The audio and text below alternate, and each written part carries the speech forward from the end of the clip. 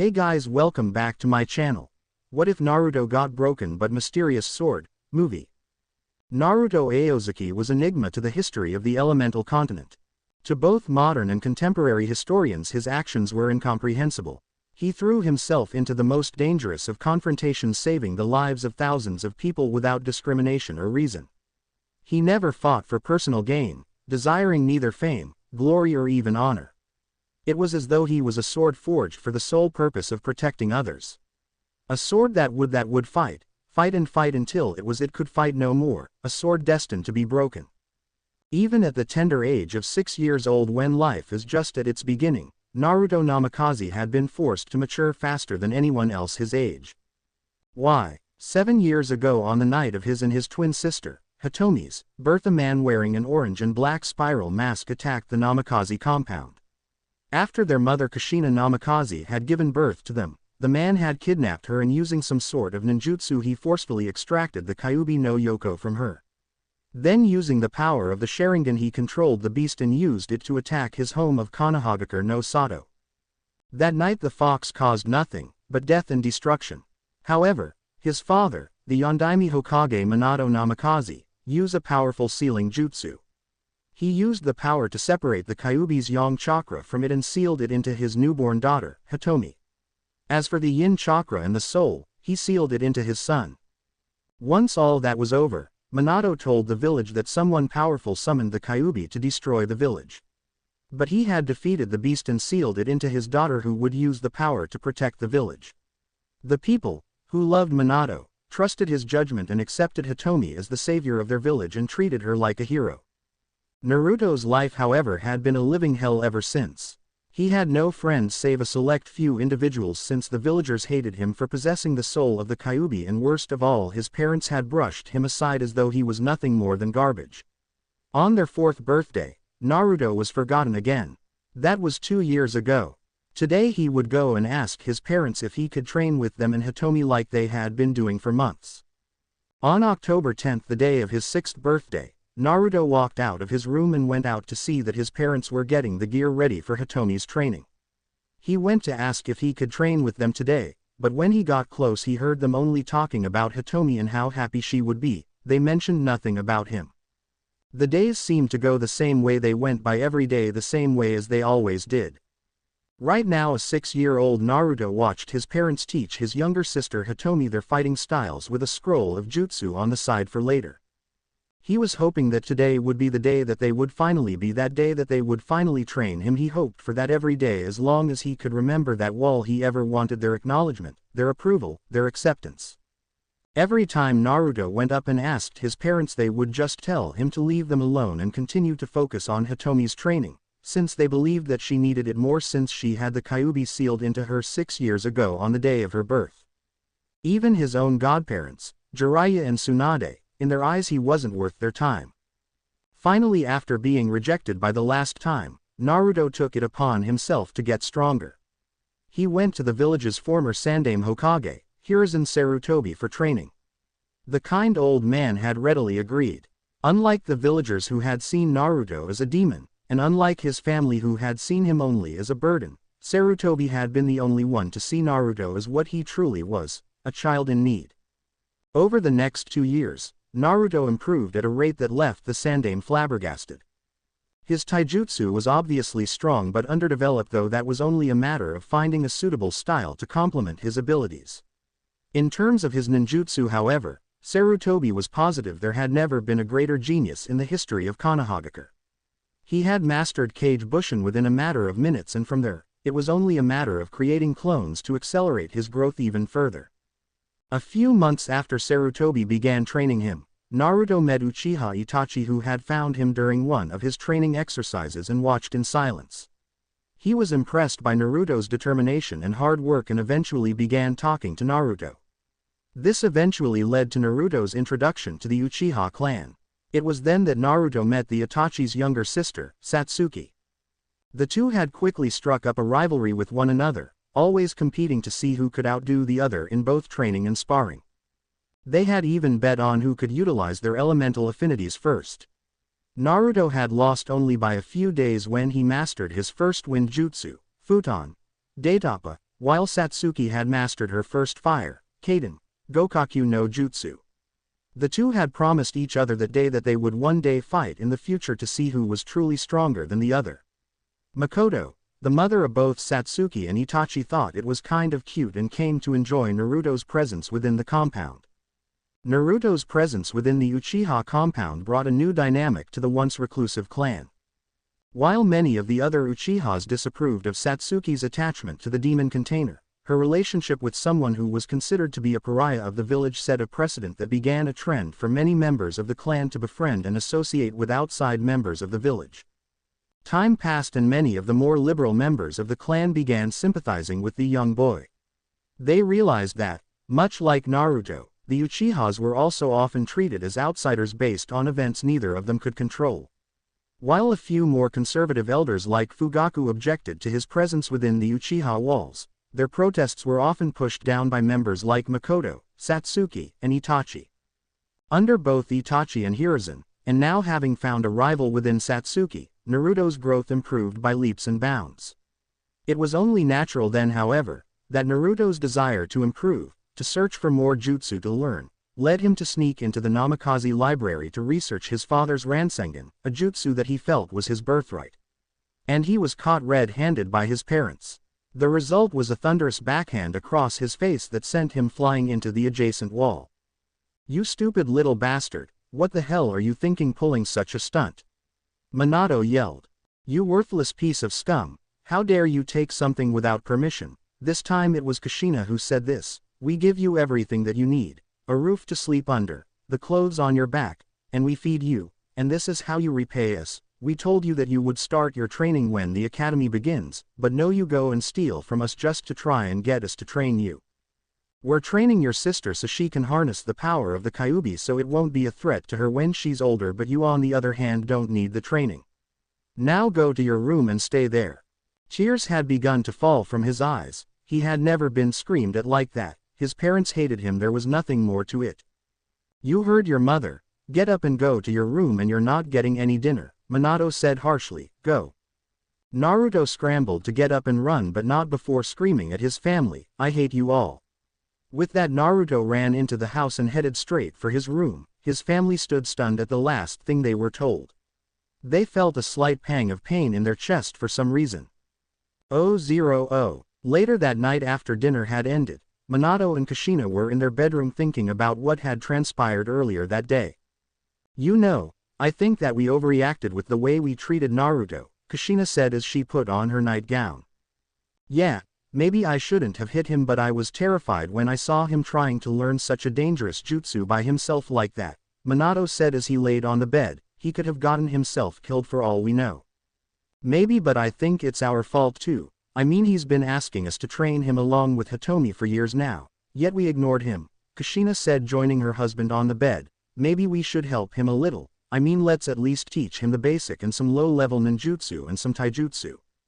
"I guess we should. I'll have a shadow clone start teaching him tomorrow," Minato said as he turned to look at the red-haired woman. "Hopefully he will forgive us." "No, I'm sure he'll forgive us if I properly teach him my Rasengan." "Yes, I'm sure he will, honey. Now let's go to sleep," his wife said as she closed her eyes. 000. Naruto sat on his bed, tears streaming down his face. He still couldn't believe what his father had done to him. Sure, he went and took a scroll to learn from, however, that was no reason to hit him that hard. All this came to hit with a simple answer. All his parents cared for was Hitomi. Yeah, that was right, they hated him because of that Kyuubi brat Hitomi. This wasn't his family, no, these people hated him. Standing up from his bed, he took the decision to leave this godforsaken place and began sealing his belongings into a simple scroll. It did not take long, since he had never owned much to begin with. After all, his parents had never bought anything for him. Within minutes, Naruto was already running down the path, already a pretty good distance away from Konoha. I really need to thank Itachi ni and Sarutobi Gigi for all that training one day, Naruto thought. Tears were still streaming down his face, blurring his vision, and before he knew it, he had slammed into someone on the road, sending them both tumbling into the ground. Ow, what the hell? Naruto yelled angrily at the man he had run into. That's my line, brat, the interloper yelled back. Who in blazes are you running around like that in the middle of the night? Isn't it manners to give your own name before demanding the names of others? Naruto growled. Who am I? The man asked as though Naruto had just said the stupidest thing in the world. He struck a pose, left hand on his hip and the right pointing towards the sky. I am Wizard Marshal Kisher Zelrech Schweinert, master of the kaleidoscope and adventurer extraordinaire. Silence followed the man's exclamation, save for a few crickets still humming in the night. Naruto looked at the man as though he was crazy, which he indeed thought he was. He decided to give voice that particular thought. You're insane, Naruto yelled, pointing at the man accusingly. There's no such thing as magic. Do not take me for a conjurer of cheap tricks. Zelrach yelled, shamelessly quoting a popular fantasy franchise. I am the sorcerer of second magic and complete master of the infinite multiverse. Well, why don't you prove it to me, Mr. Magician? Naruto deadpanned, baring his teeth. I would, Zelrach declared, still glaring. But I'm having trouble finding an alternate life in the multiverse that's shittier than your current one. It really sucks to be you, he admitted reluctantly. Naruto nearly snorted. This was bad, Zeltrek realized. He was beginning to lose face here. Quickly he ran through the kaleidoscope until he came to a complete stop at one in particular. No, he thought, this kid is his alternate. That's just beautiful. Single quote. Shuru Emiya, or more specifically Counter Guardian Emiya, a man that had fought and killed his entire life for a single ideal, always pushing forward to help others without asking for anything in return. Not once did he ever falter forging his path to become a hero, helping and saving everyone that was within his sight, not once truly valuing himself. To think that he would find an alternate of that man's soul in a completely different world, that could only mean one thing: fun things were bound to happen. Before Naruto could figure out what was going on, the man simply pointed at him and the world around him turned red as, all of a sudden, pain erupted within his entire nervous system. He felt as though molten lead was being pouted through his veins and arteries. Clutching his head, he passed out before the man's feet. Zeltrek scratched his chin as he reviewed the fruits of his work. Synchronicity, the phenomenon that occurs when two beings, two souls come into close contact, allowing the mind and memories to mix. Using his control over the kaleidoscope, Zeltrek had forced that same phenomenon onto this boy's soul, and when it came down to it, the very epitome of Emiya's soul was his reality marble, Unlimited Blade Works. Yet the reality marble that was manifesting itself within this young lad now was somehow different. Theoretically, Zeltrek knew it should have been impossible for Naruto to completely manifest Unlimited Blade Works within this world. Here the rule of the world was completely different to Gaia's domain of his own world. Instead of magic that relied on the use of mysteries and prana, this world utilized jutsu that relied on an entirely different unit of energy called chakra. Instead of circuits, they had something called tenketsu points. As a result, the reality marble was beginning to change, adapting itself so that it could be manifested and utilized within an entirely different environment and a different set of rules of nature. Interesting. Time passed, until minutes became hours, and Zeltrek soon lost his former interest as he began wondering if the boy would ever wake up. Personally, for a man that had traveled through multiple dimensions, fought the almighty Crimson Moon himself in space and pushed back the moon from colliding into the Earth, something like a stray reality marble or two really wasn't that interesting if had to wait more than 1 or 2 minutes to see its results. I think I may have just murdered a young child, the sorcerer mused as he scratched his chin. Ah, crap. Adventuring sorcerer away. And thus he made his escape, opening a rift in another universe where he hopefully did not commit homicide and jumping through it. 000. That night Naruto dreamed of a huge fire. He dreamt that he was in a town filled with screams of pain and agony. He walked through all of them with glassy eyes. Heaps of corpses surrounded him, bodies that screamed for help, yet were denied of it. But he knew couldn't help. He knew he couldn't stop. He felt so damned helpless, miserable with despair. His body was covered with burns, his head is leaking blood, but he kept on walking because once he fell down, he knew he could never get up. And so he kept on walking. And finally, his limbs were too tired, too damaged to physically walk anymore. So he falls. He looked up on the sky, a sky that is filled with smoke and filled with screams. Soon the screams become silent, and he knows he will join them. He accepts this with calm resignation. He is going to die. And then he saw the face of a man, smiling. Tears of joy spilled down the side of the man's face. Naruto saw the smile and was filled with jealousy. What made them so different? How could he smile like that even though they were in the same fire? The same hell. At that moment he desperately wished he could have been as happy as that man. 000. Naruto suddenly bolted upright, waking up from the horrible dream. His body was completely drenched with sweat and his heart was beating as though he had just run a marathon. He woke and realized that it was already morning. A sense of dread filled him, as he began wondering if he had been caught and brought back to Konoha. He analyzed his surroundings. At first glance he could obviously tell he was inside a motel room. Suddenly the door to the room opened and a figure strode through and walked her way to the bed, where he is presently sitting upright. The figure walked in closer until Naruto could get a good look at her face. The figure was a beautiful young woman, perhaps in her mid-30s. She had short silver hair that came down to the base of her neck. Everything about her, from her stance, posture and aura just screamed kunoichi, and a powerful one at that. "Oh, you're awake." The woman knelt by the bed and placed a soft hand over Naruto's head. "It looks like your fever's gone down now. That's good." She gave him a gentle smile and placed a bowl of stir-fry in front of him. "I couldn't make anything fancy without the proper ingredients, but it should be enough to fill you up if you're hungry."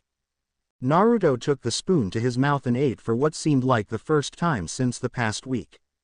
"Good," he whispered without intending to. "I'm glad you liked it." The woman was virtually beaming, as she sat down by the edge of the bed. "What's your name, kid?" she asked once Naruto stopped eating and placed his bowl aside. Naruto paused for a moment. "No, just Naruto, no family name." "Naruto, that's a good name." The woman complimented. "My name is Aozuki Mana." A deafening silence filled the room and neither of the two talked for a few moments. Finally, after a few minutes, Naruto worked up the courage to ask. "Why did you help me?" The newly identified Mana shrugged. "Because you looked like someone who needed it," she answered simply. Mana was a nice person, Naruto decided. He felt that it would be alright to trust her. But at the same time, he could not be a burden to her. A kind person like her didn't deserve to be burdened by his presence. "I should go," he whispered, slowly getting up from the bed he had slept in. Mana frowned. "Do you have somewhere you need to go?" Naruto, unsure on what to say, shook his head. No, but I don't want to be a burden to you," he whispered quietly. Upon hearing this, Mana's facial expression softened a little. "You're not a burden," she told him simply. She paused for a moment as she paused and ruffled his hair for a bit, as though she was trying to find the right words to say. "When I found you in the middle of the road like that, I panicked. I was scared because I thought you were dead and no child should ever die so early in their lives. I also realized what you must have been through for you to end up where you were. When I found your pulse, I felt relieved. No, that's not right. I was happy you were alive." Naruto stared at the woman with wide eyes of disbelief as old memories began surfacing within his mind. "You'd just be a burden to your sister. You worthless piece of scum. Die, demon." Those were the words he had been told all his lifetime and time again, and over time he had come to believe them. But now, here was this woman, someone who barely even knew him, telling him something completely different. "You're not a burden. I was happy that you were alive." A few concise words, but in the end they meant more to Naruto than the entire world. Tears began welling in his eyes, and slowly made their way down his cheeks as he began to cry and sob on her chest. Mana leaned down over Naruto and gave him a reassuring smile. "I won't ask or force you to tell me about who you were or where you're from. But if you have nowhere else to go, you can stay with me for as long as you'd like." The crying lasted throughout the better part of the morning. That night, Naruto fell asleep with Mana as they shared the same bed. Naruto's small form was virtually wrapped around Mana like an octopus, as though he was afraid to let her go. He had a small smile of bliss on his face as he fell asleep. His last thought before falling into the blissful unconscious was, "Warm. Hell and heaven. First blade." Minato sat behind his desk trying to do his paperwork. The key word here was, trying, as he just placed his pen back down. Sighing in frustration, he sat back into his chair and rubbed his temples. Things for him and his family and the village had gone really badly in the last 5 years.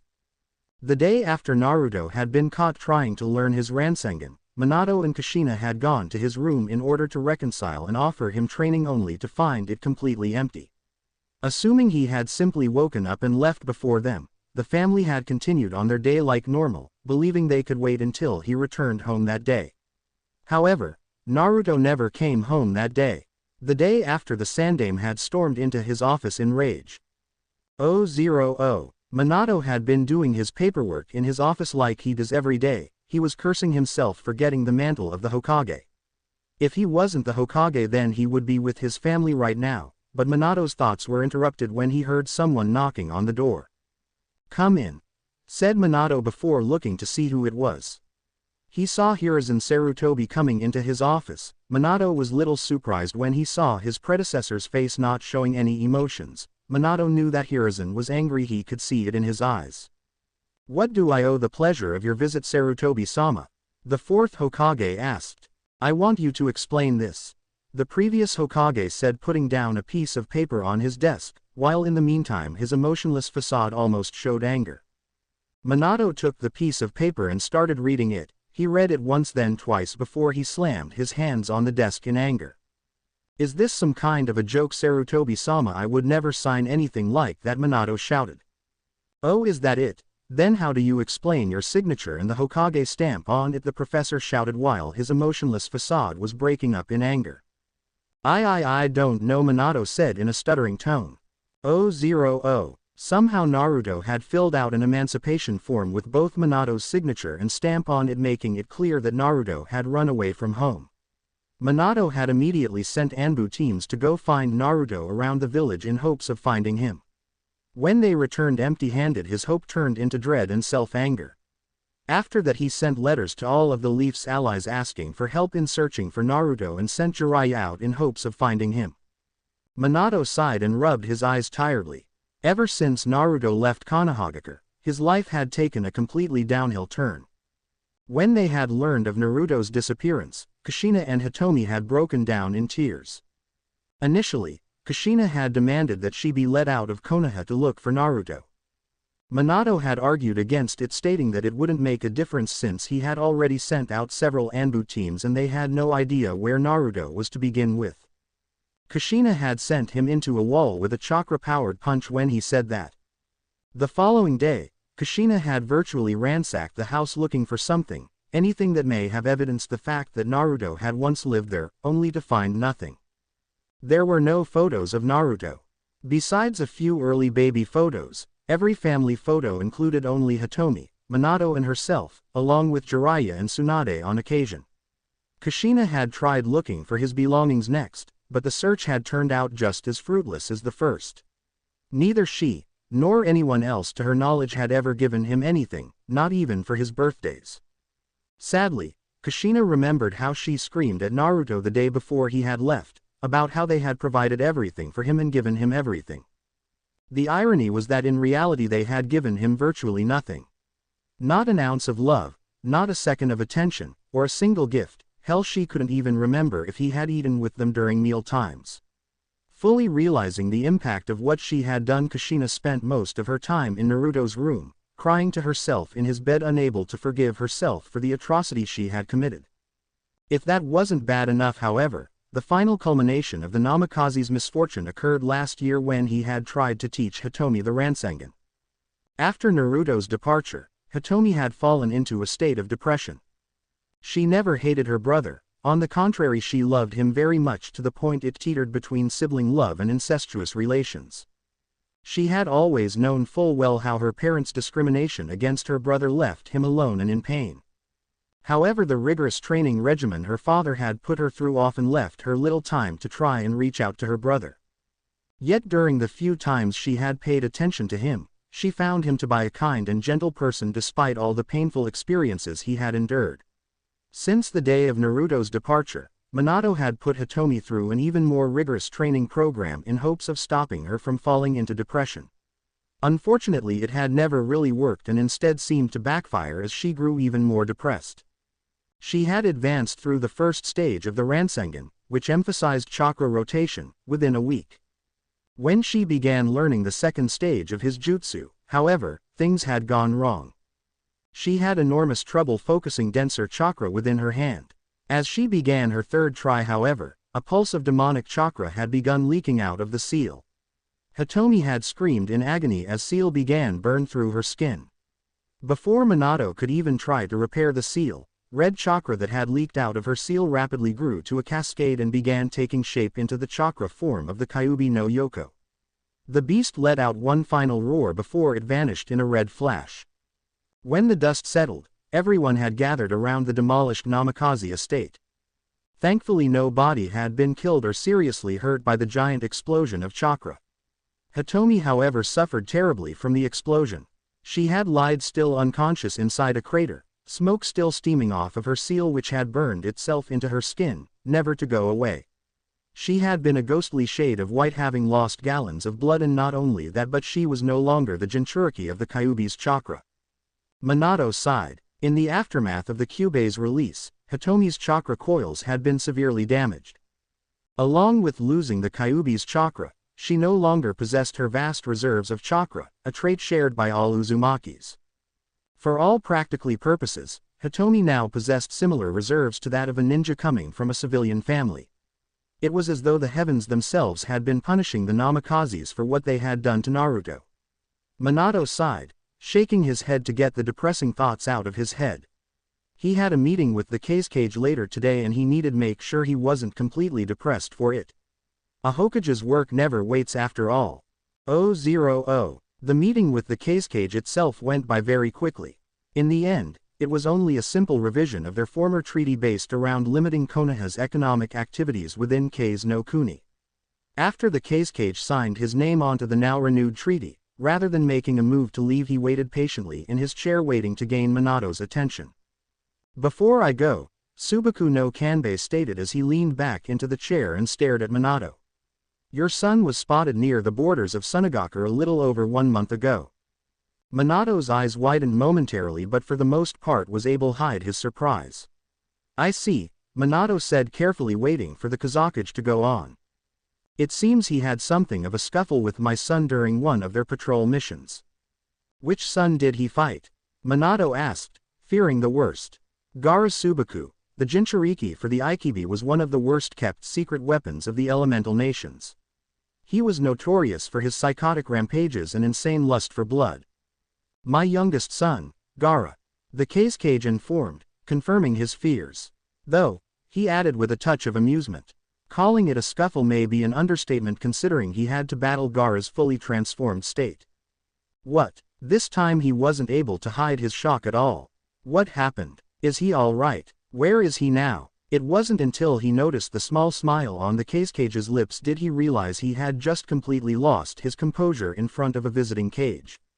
Cursing to himself mentally, he forced himself to calm down and waited for the Kazekage to begin speaking once more.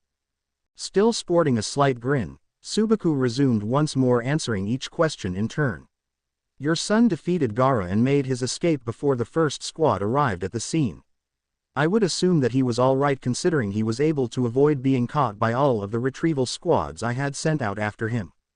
As for where he is now, I would not know." Minato nodded. It wasn't much, but at least he now knew Naruto was still alive.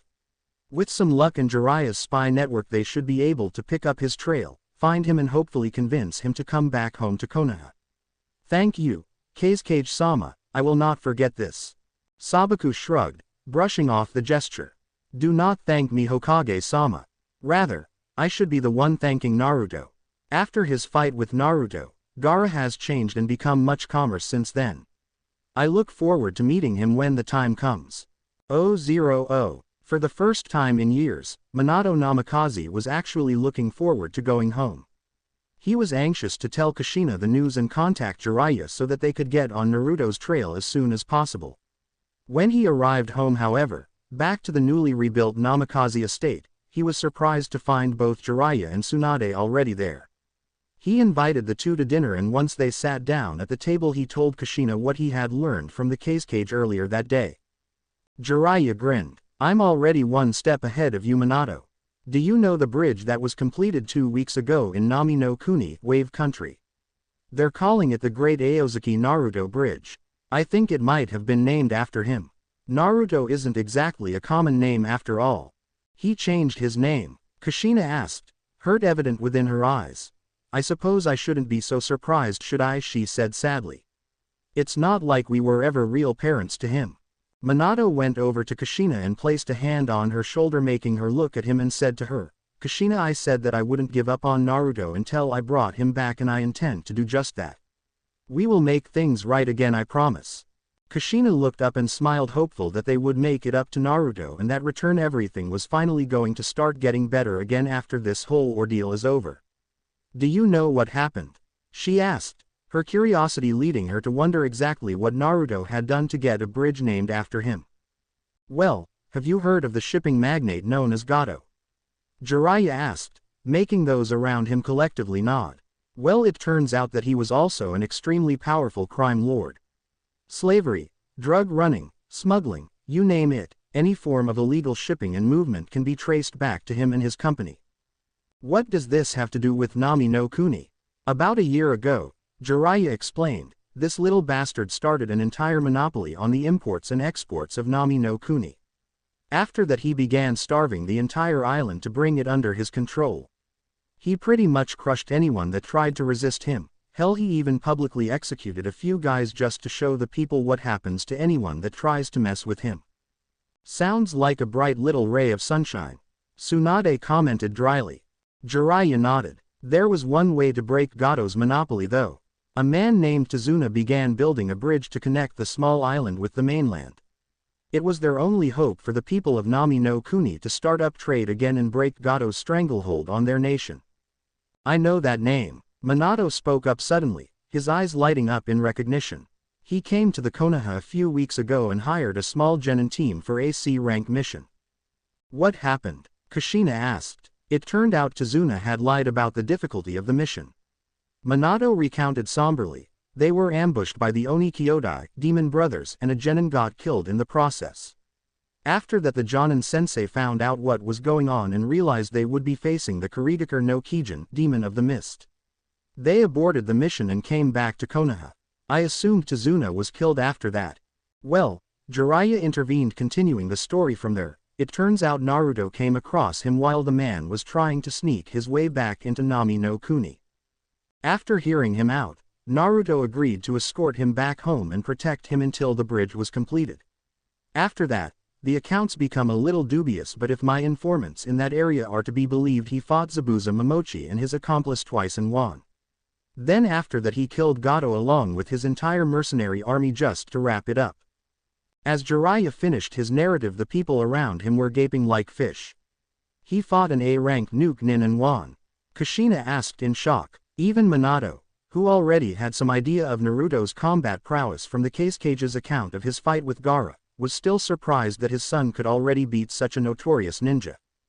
Jiraiya nodded in confirmation. Apparently he beat Zabuza and his apprentice but decided to spare them both. After that, he followed the two to Mizu no Kuni, land of water. Mizu no Kuni, as in Kurigakure, village of the mist. Minato shouted, aren't they in the middle of a civil war right now? I honestly doubt he went there just to sightsee. Jiraiya noted, and judging by the company he's following, I'd bet my entire Ika series he's probably going to join the rebel side. Zabuza Momochi is a pretty infamous enemy of Yagura after all. Kushina was conflicted. On one hand, she felt a touch of pride that her son had done something noble like liberating a nation, but a part of her was also sad when she realized that her son had gone through already, killing and risking his life at such a young age. Naruto was no longer an innocent child she could coddle the way she should have, and it hurt her to know that she had completely missed his childhood. Shaking the depressing thoughts out of her head, Kushina stood up from where she was sitting and slammed her hands down on the coffee table in front of her. Well, what are we waiting for? She demanded. Let's God bring Naru-chan back. Minato shook his head. It's a little more complicated than that, Kushina. Kiri is in the middle of a civil war right now. If we send a squad inside their territory, it might very well spark a war between Konoha and Kiri. Kushina swung around to face Minato directly. Minato Namikaze, are you saying we should just sit here and do nothing while our son is stuck in the middle of a bloody civil war?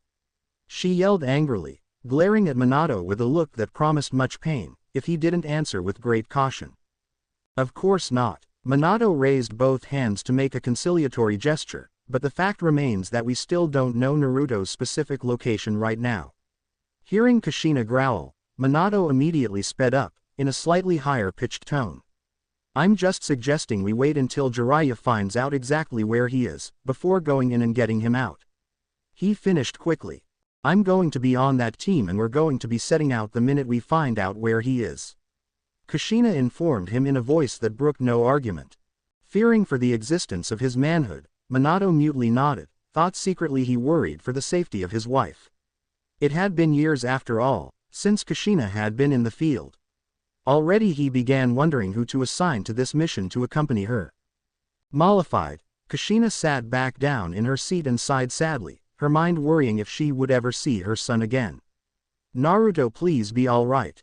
000. Naruto leapt over the fence into the camp, his silhouette nothing more than a blur against the moonlight.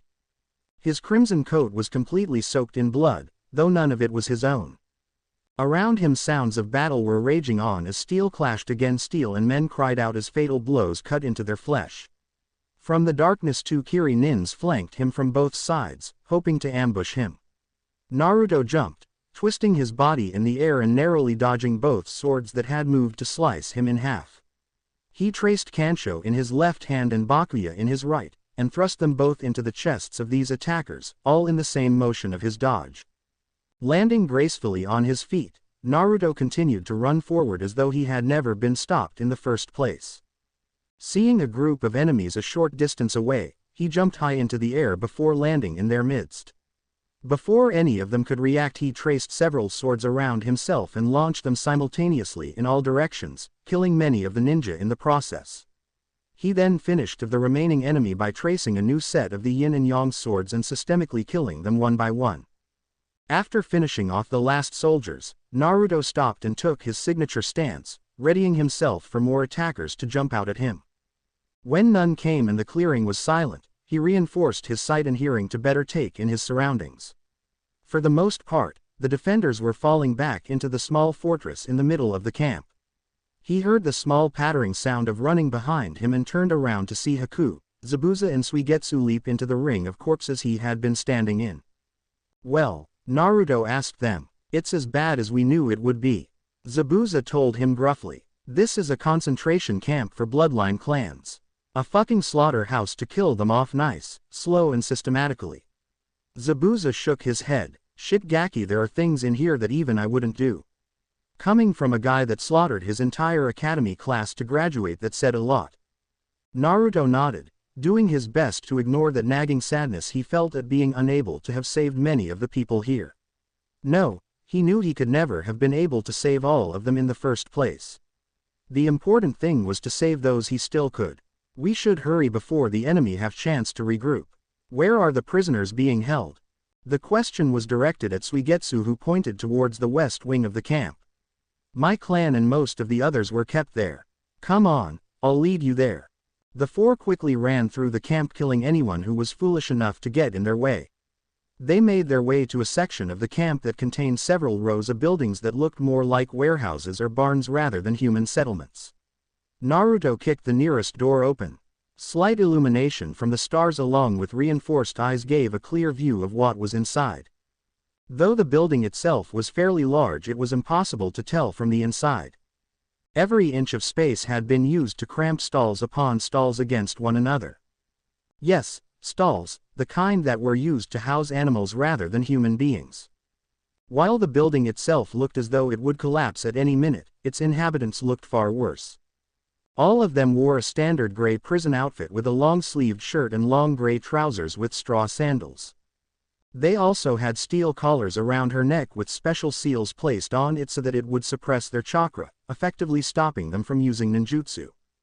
Naruto knew it was also designed to paralyze its victim or explode depending on how the guards chose to activate it, or if anyone less than a seal master carelessly tried tamper with it. However, what struck Naruto the most was their conditions. Their faces were pale from malnutrition and lack of exposure to sunlight. They were skinny. He could see their cheekbones, and their shirts, as threadbare as they may have been, looked far too big on them. It was the view of a people that had been overworked and deliberately starved for years. Suigetsu, is that you? Gigi. The blue-haired swordsman blurred past Naruto towards an elderly old man. I was wondering what the ruckus was outside. The now identified Hazuka laughed. I never dreamed you of all people would come back here. It wasn't just me. Suigetsu shook his head and gestured towards where Naruto was standing. I was also saved. Naruto kept his face impassive, giving nothing away as the old man turned to study him. At long last the Hazuka head simply shrugged. I don't care, he stated simply. I had enough of this god-forsaken place. Free us. I'd much rather die facing Yagura than return here. A slight smile touched Naruto's face. That's a good attitude, old man, but first we need to get those collars off you. He turned Zabuza and Haku. Raid the supply depots for food and start handing out soldier pills to the prisoners. That way we won't have to worry about them dying from indigestion and they'll hopefully have enough strength to haul ass out of this dump. Once you've done that, Haku and Suigetsu will organize a retreat back to the hideout. Zabuza, you're coming with me. Meet me in front of the keep in 20 minutes. Zabuza raised a brow. Why, you're not planning to do something stupid again, are you? Naruto whirled around at the swordsman. Zabuza, if I told you I was about to do the stupidest and most reckless thing in the history of stupidity and recklessness, would that deter you from going along with it anyways? You're just saying that to entice me, aren't you? That's what I thought. Quickly, those around him began shuffling out to carry out his commands. As they did, Naruto took a moment to step back and sigh. It had been 5 years since he had run away from Konoha, 5 years since he had met Mana, and 5 years since those dreams began and ended, dreams of the Red Knight from who he had borrowed his jutsus. In the dreams he had watched, no, Naruto was the Red Knight, watching the man's life and adventures through the knight's eyes as though they were his own. He had watched the man grow up with the ideals he had borrowed from his adopted father, fight tooth and nail to survive the secret war, and dedicate the rest of his life saving and protecting the lives of others, not once giving a damn about his own. In a way, he admired the Red Knight, ignoring loss and gain, never compromising his principles even at the cost of his own humanity. But in the end he had died, betrayed by the very people he had saved, blamed for the very wars he had ended, and was executed as a villain. His heroic actions destined to be seen as fanatical terrorism by those that could never understand why he was so willing to risk his life for others. Yet the knight had died with a smile on his face. It was a calm, relaxed smile as he accepted his end, not a single regret rested in his heart. Back then, Naruto couldn't understand how the Red Knight could accept such a terrible end so easily, but more and more he was starting to understand the Red Knight's smile. 0-0. Unmo Samadare was not having a good day. He had been assigned to be the supervisor of this camp for a short mandatory routine tour. He had not enjoyed doing many of things he had done here, but orders were orders, and in the end it was usually his life over someone else's, since Yagura was not the kind of leader that would tolerate disobedience or failure. As disagreeable as the work may have been, it should also have been safe, easy and simple. None of those words described the situation he was in now. His battle-honed instincts had woken him up in the dead of night to the metallic smell blood, and he had looked out the window of his room to see his men being slaughtered. It wasn't difficult to deduce who his enemy was. Their Kurigakure headbands and intended targets were a dead giveaway that they were Kiri rebels. If anything though, Samadare wanted to know why the hell the rebels were active all of a sudden when they had been virtually non-existent in Kiri for that past 2 years. His thoughts were interrupted when he saw 2 lone figures walking towards the steel-walled keep as though they were out for a leisurely walk. They stopped well within shuriken or kunai throwing range, not that anyone would have been stupid enough to try to attack men who were obviously messengers in their predicament, but the pair's absolute confidence in their current well-being was downright demoralizing. It wasn't difficult for Samadare to recognize Zabuza Momochi, the notorious Kurigakure no Kijin, but the person next to him was a complete mystery. He was young. That was the first though that struck Samadare. He couldn't have been much older than a rookie genin, and yet he held himself as though he had been born to be on the battlefield. The figure, Samadare couldn't bring himself to call him a boy, had golden blonde locks that came down over frigid blue eyes, that sent chills down anyone who looked too deeply into them. He wore red overcoat, though Samadare noted bitterly that it could have just been the blood of all guards he had seen the monster killed during the initial attack. "Hello, future victims," the crimson-clad blonde cheerfully called from below. "I thought I should let you know that the prisoners in this camp, including the Hazuka clan and various other clans, have been freed. Right now, they are eating to regain their strength. But you can be sure once they're done they'll hunt you down and kill every last one of you. If you surrender though, we'll let you go free and you might be able to escape before they finish their meal. Make your choice quickly though, because you don't have much time." In the end, it wasn't much a choice. The camp itself held no strategic value and the rebels had already completed their main objectives. The loyalists knew that if they died there their deaths would have been meaningless and they would have no doubt died painful deaths at the hands of their former captives. Quickly the Kiri nins made their choice. They surrendered their weapons and began running out of the camp. Watching the backs of the fleeing ninja, Naruto's eyes drifted over the Zabuza. "Don't," he said, making the demon of the mist jerk in surprise. "You noticed." It was not a question. Naruto nodded. "We gave our word that we would spare them, so we will." He paused for a moment before continuing. "Besides, we need them to run away. If they had stayed there's a chance they might have been able to follow us back to our base. It's not like we can move quickly with half-starved prisoners after all. This way, they'll spread word of what we've done here and make people realize how quickly Yagura's authority is falling apart." Zabuza chuckled. "Sorry, I guess old habits die hard. This was the job I had back when I still Yagura's dog after all." Hee. Naruto turned and looked Zabuza straight in the eyes. "You are no one's dog, not anymore. This is our fight, no one else's, so we will fight it the way we choose." Zabuza's eyes widened for a brief moment before staring back at Naruto impassively once more. Having said his fill, Naruto turned around and walked back towards the section of the camp where the prisoners were being freed from their bonds in order to see what he could do to help. For a while complete silence dominated the camp. From a small inconspicuous puddle lying on the ground not too far away, the demon brothers, Gozu and Maizu, silently emerged like shadows. "Zabuza-sama, should we hunt them down?" Maizu asked, curious as to why his leader had not already given the signal to attack. Zabuza seemed to consider the choice for a moment before shaking his head. "Nah," he drawled nonchalantly, "we'll let them live for today. Come on, let's get back to the others." He turned and began walking in the direction Naruto had gone, his back already receding into the distance. Years later, the prisoners of Camp 11 would reflect upon this moment and realize how absurd the situation must have seemed, to have not even hesitated to follow the orders a mere boy they had never even met before. Yet that boy carried some kind of aura within him, wielding charisma in such a way that compelled the prisoners to accept his commands without question.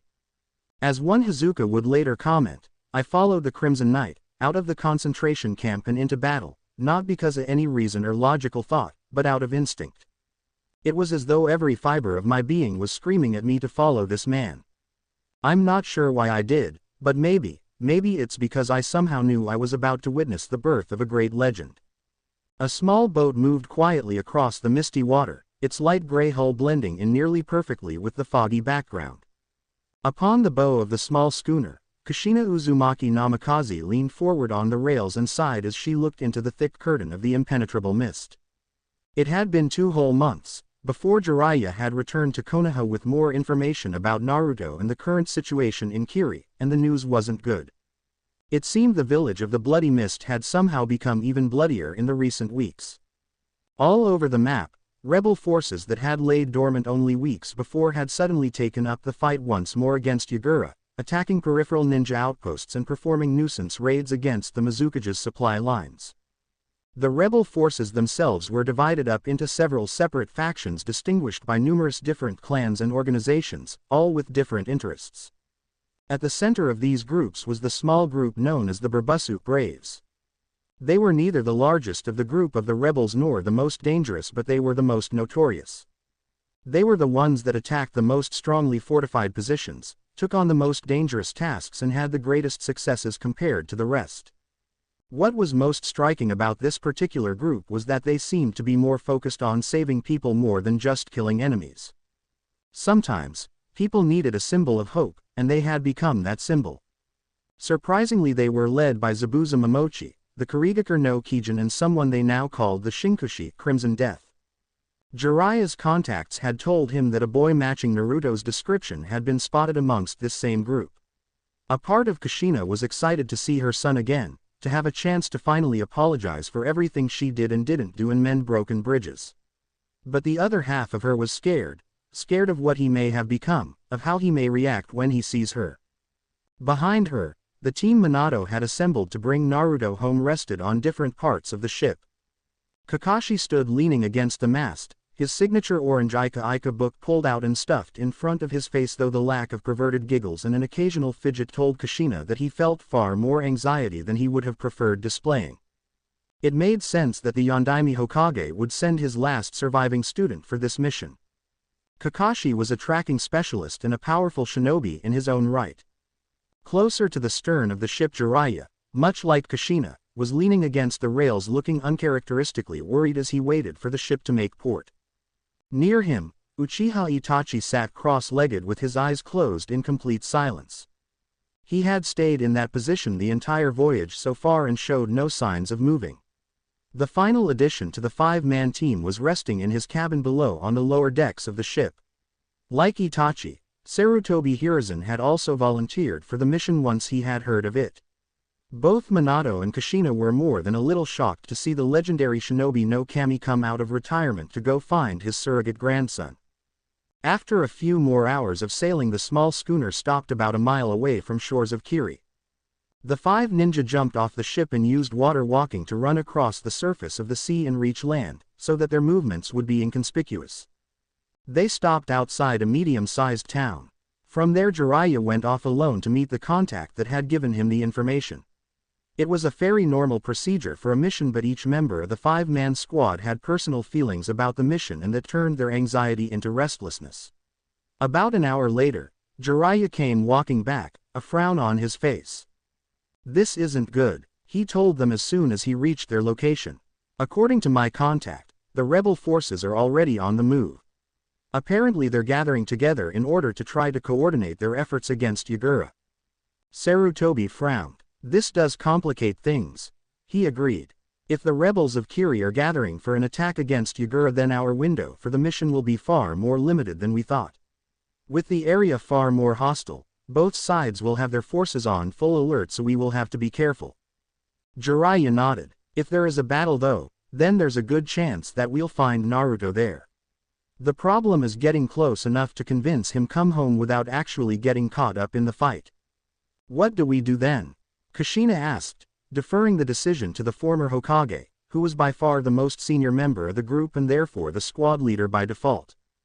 "In order to find Naruto, we will have to get in contact with the rebels." Hiruzen decided. "Jiraiya, do you know where the rebels are gathering?" Jiraiya nodded. "They're supposed to meet somewhere near the Sanada Mountains, towards the east. We should be able to get there by tomorrow morning if we push the pace." "Then let's go," Kushina stated, already running off in that direction. 000. Night had fallen hours ago, but for the squad of high-level ninja moving at a pace which would have left most Chunin puking from exertion, it was nothing more than a walk in the park. They weaved their way around the trees, occasionally stopping to hide from a stray Kiri patrol now and then. As Kushina ran, a strange yet familiar sensation alerted her senses, and she along with the rest of the group slowed to stop. "Did you sense it as well?" Hiruzen asked, quietly. Nodding heads answered his question. Closing her eyes, Kushina extended her senses to take in the little details around her. Screaming. That was the first thing she noticed right of the bat. It was very faint, probably about a few miles or so away from their current position. The second thing she noticed was the smell of burning flesh and fire. "There's something going on up ahead," Jiraiya confirmed. "From the looks of it, it could be a battle. Should we go check it out?" "Is that wise?" Kakashi asked. "Drawing ourselves into a battle. If there is a battle, it's likely to be between the rebels and the loyalists." Hiruzen deduced. "Depending on what happens, we might be able to follow them to the location of the gathering." Unanimously agreed, the group moved towards where they had sensed the fire, expecting a battle of some sort. What they found, however, wasn't a battle. It was a massacre. A small village had been set ablaze, its inhabitants currently being rounded up and being dragged into the Konoha team crept around the edges of the clearing, careful to conceal their presence and hide their chakra signature as they observed the situation. At the head of the Kirin Nins, Jiraiya spotted Jinpachi Munashi and Kushimaru Kuriare of the legendary Seven Swordsmen of the Mist. Though they could not hear exactly what was being said from their vantage point, however, whatever had been said, it didn't seem to be enough to spare the villagers as the two swordsmen began indiscriminately killing the villagers en masse. Kushimaru used his signature Nuibaru to pierce through several people and used his wires to tie them together like rag dolls, letting them die slow and painful deaths as they were crushed in the mass of writhing bodies. Jinpachi's Shibuki was just as, if not more, brutal than the other, using his explosive sword to create a swath of flying body parts and bloody flesh. Both swordsmen carried identical expressions. They were the expressions of someone who were used to unleashing great amounts of agony and pain on their victims, and were absolutely getting off in doing so. Kushina gripped down on her katana until her knuckles turned white. Only the knowledge that killing the two murderers would result in an international war between Kiri and Konoha, thereby botching any possibility of being reunited with her son, stopped her from interfering with the massacre. Fortunately, someone else was willing to do exactly that. Runting. The word had not been yelled or shouted, and yet it had somehow echoed around the entire clearing. Immediately, a red light flashed across the air so quickly that many who had witnessed it wondered if they had really even seen it in the first place.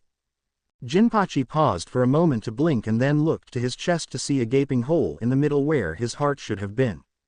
The surprise attack had its intended effects as the rest of the shinobi in the clearing stared at their leader in a mixture shock and disbelief. Before any of them could make a single comment, a rain of swords came flying down upon them. Most of the ninja there had enough common sense to dodge through the air, though a few reacted too slowly and were cut down by the onslaught. As they landed, chaos erupted as members of the Hazuka clan began rising up from the ground from small puddles of water and attacked. Battle raged as rebel forces took on the remaining loyalists. Kushimaru whipped through his enemies using his signature Nuibari to piercing through several rebels and using ninja wire to crucify them on the nearest given surface. He was forced to duck, however, performing a near-perfect split, as a man-sized Kubikiribocho cut through where his torso had once been. Zabuza, the masked shinobi stated, "It's been some time. I never thought you of all people would run around the mist selflessly saving the lives of others. What happened? Did you finally find a donor to get that heart transplant you've always wanted?" The former member of the Seven Swordsmen smirked under his mask of bandages. "Funny, I'll have you know this wasn't exactly my idea. But unfortunately our leader has something of a hero complex and I'm just going along with it." "Ah, the infamous Shinkushi." Kushimaru chuckled. "It's a shame. I was interested in crossing blades with the man that could apparently get you to follow him. Who knows? Maybe I'll get the pleasure of hunting him down after I kill you." "Why wait?" a voice from behind him asked. Kushimaru's instincts kicked in and he leapt to the side just as Black Falchion nearly cut off his arm from behind. He turned around to face this new opponent. A boy in red wielding a set of falchions, one of darkness and another of light, stood before him. His mop of golden locks were as bright as the sun. His blue eyes were cold glaciers that bore into the figure in front of him. "You can face me right now."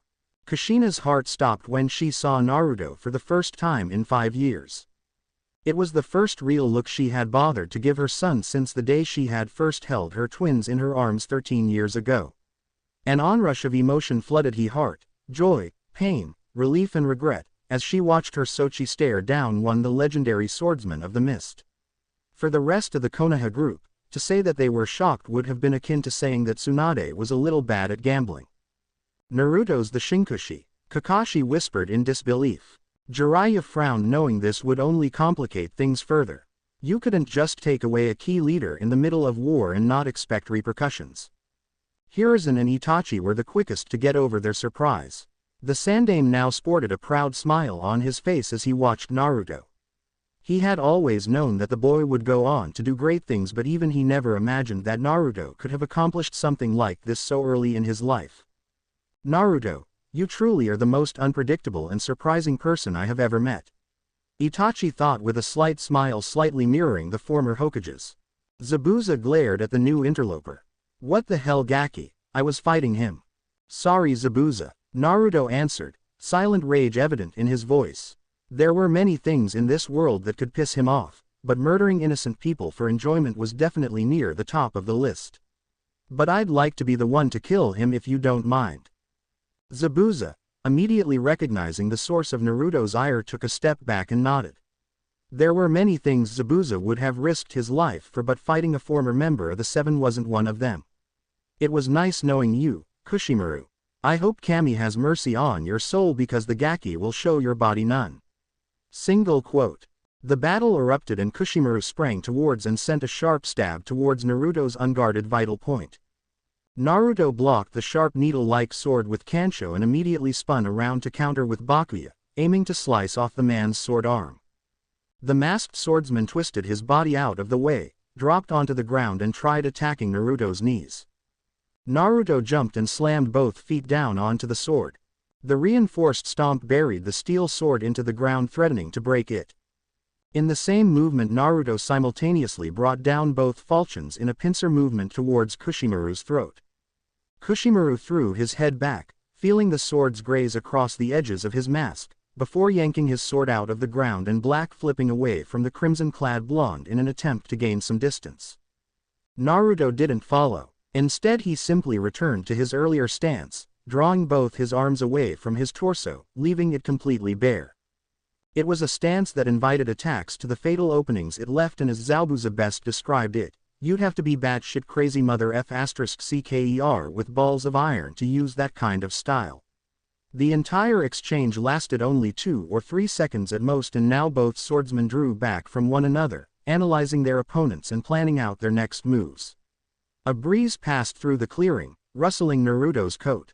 Impressive, Kushimaru commented. Not only did you stop my attacks, you also managed to cut my steel wires I used to try to entangle you, at the same time. True to his word, threads of steel wire that Naruto had cut to prevent himself from being caught now littered the ground between them. You're quite skilled for someone so young. Save your critiques for someone who gives a damn. The blonde snarled. This time, it was Naruto that started the confrontation, projecting several nameless blades and launching them at masked swordsman, forcing him to dodge to his left, leaving no avenue for escape. Naruto lunged forward to intercept him. Spirit and technique, he shouted, throwing the twin swords at his opponent. The spinning black and white blades circled around at Kushimaru, who just barely managed to deflect both blades.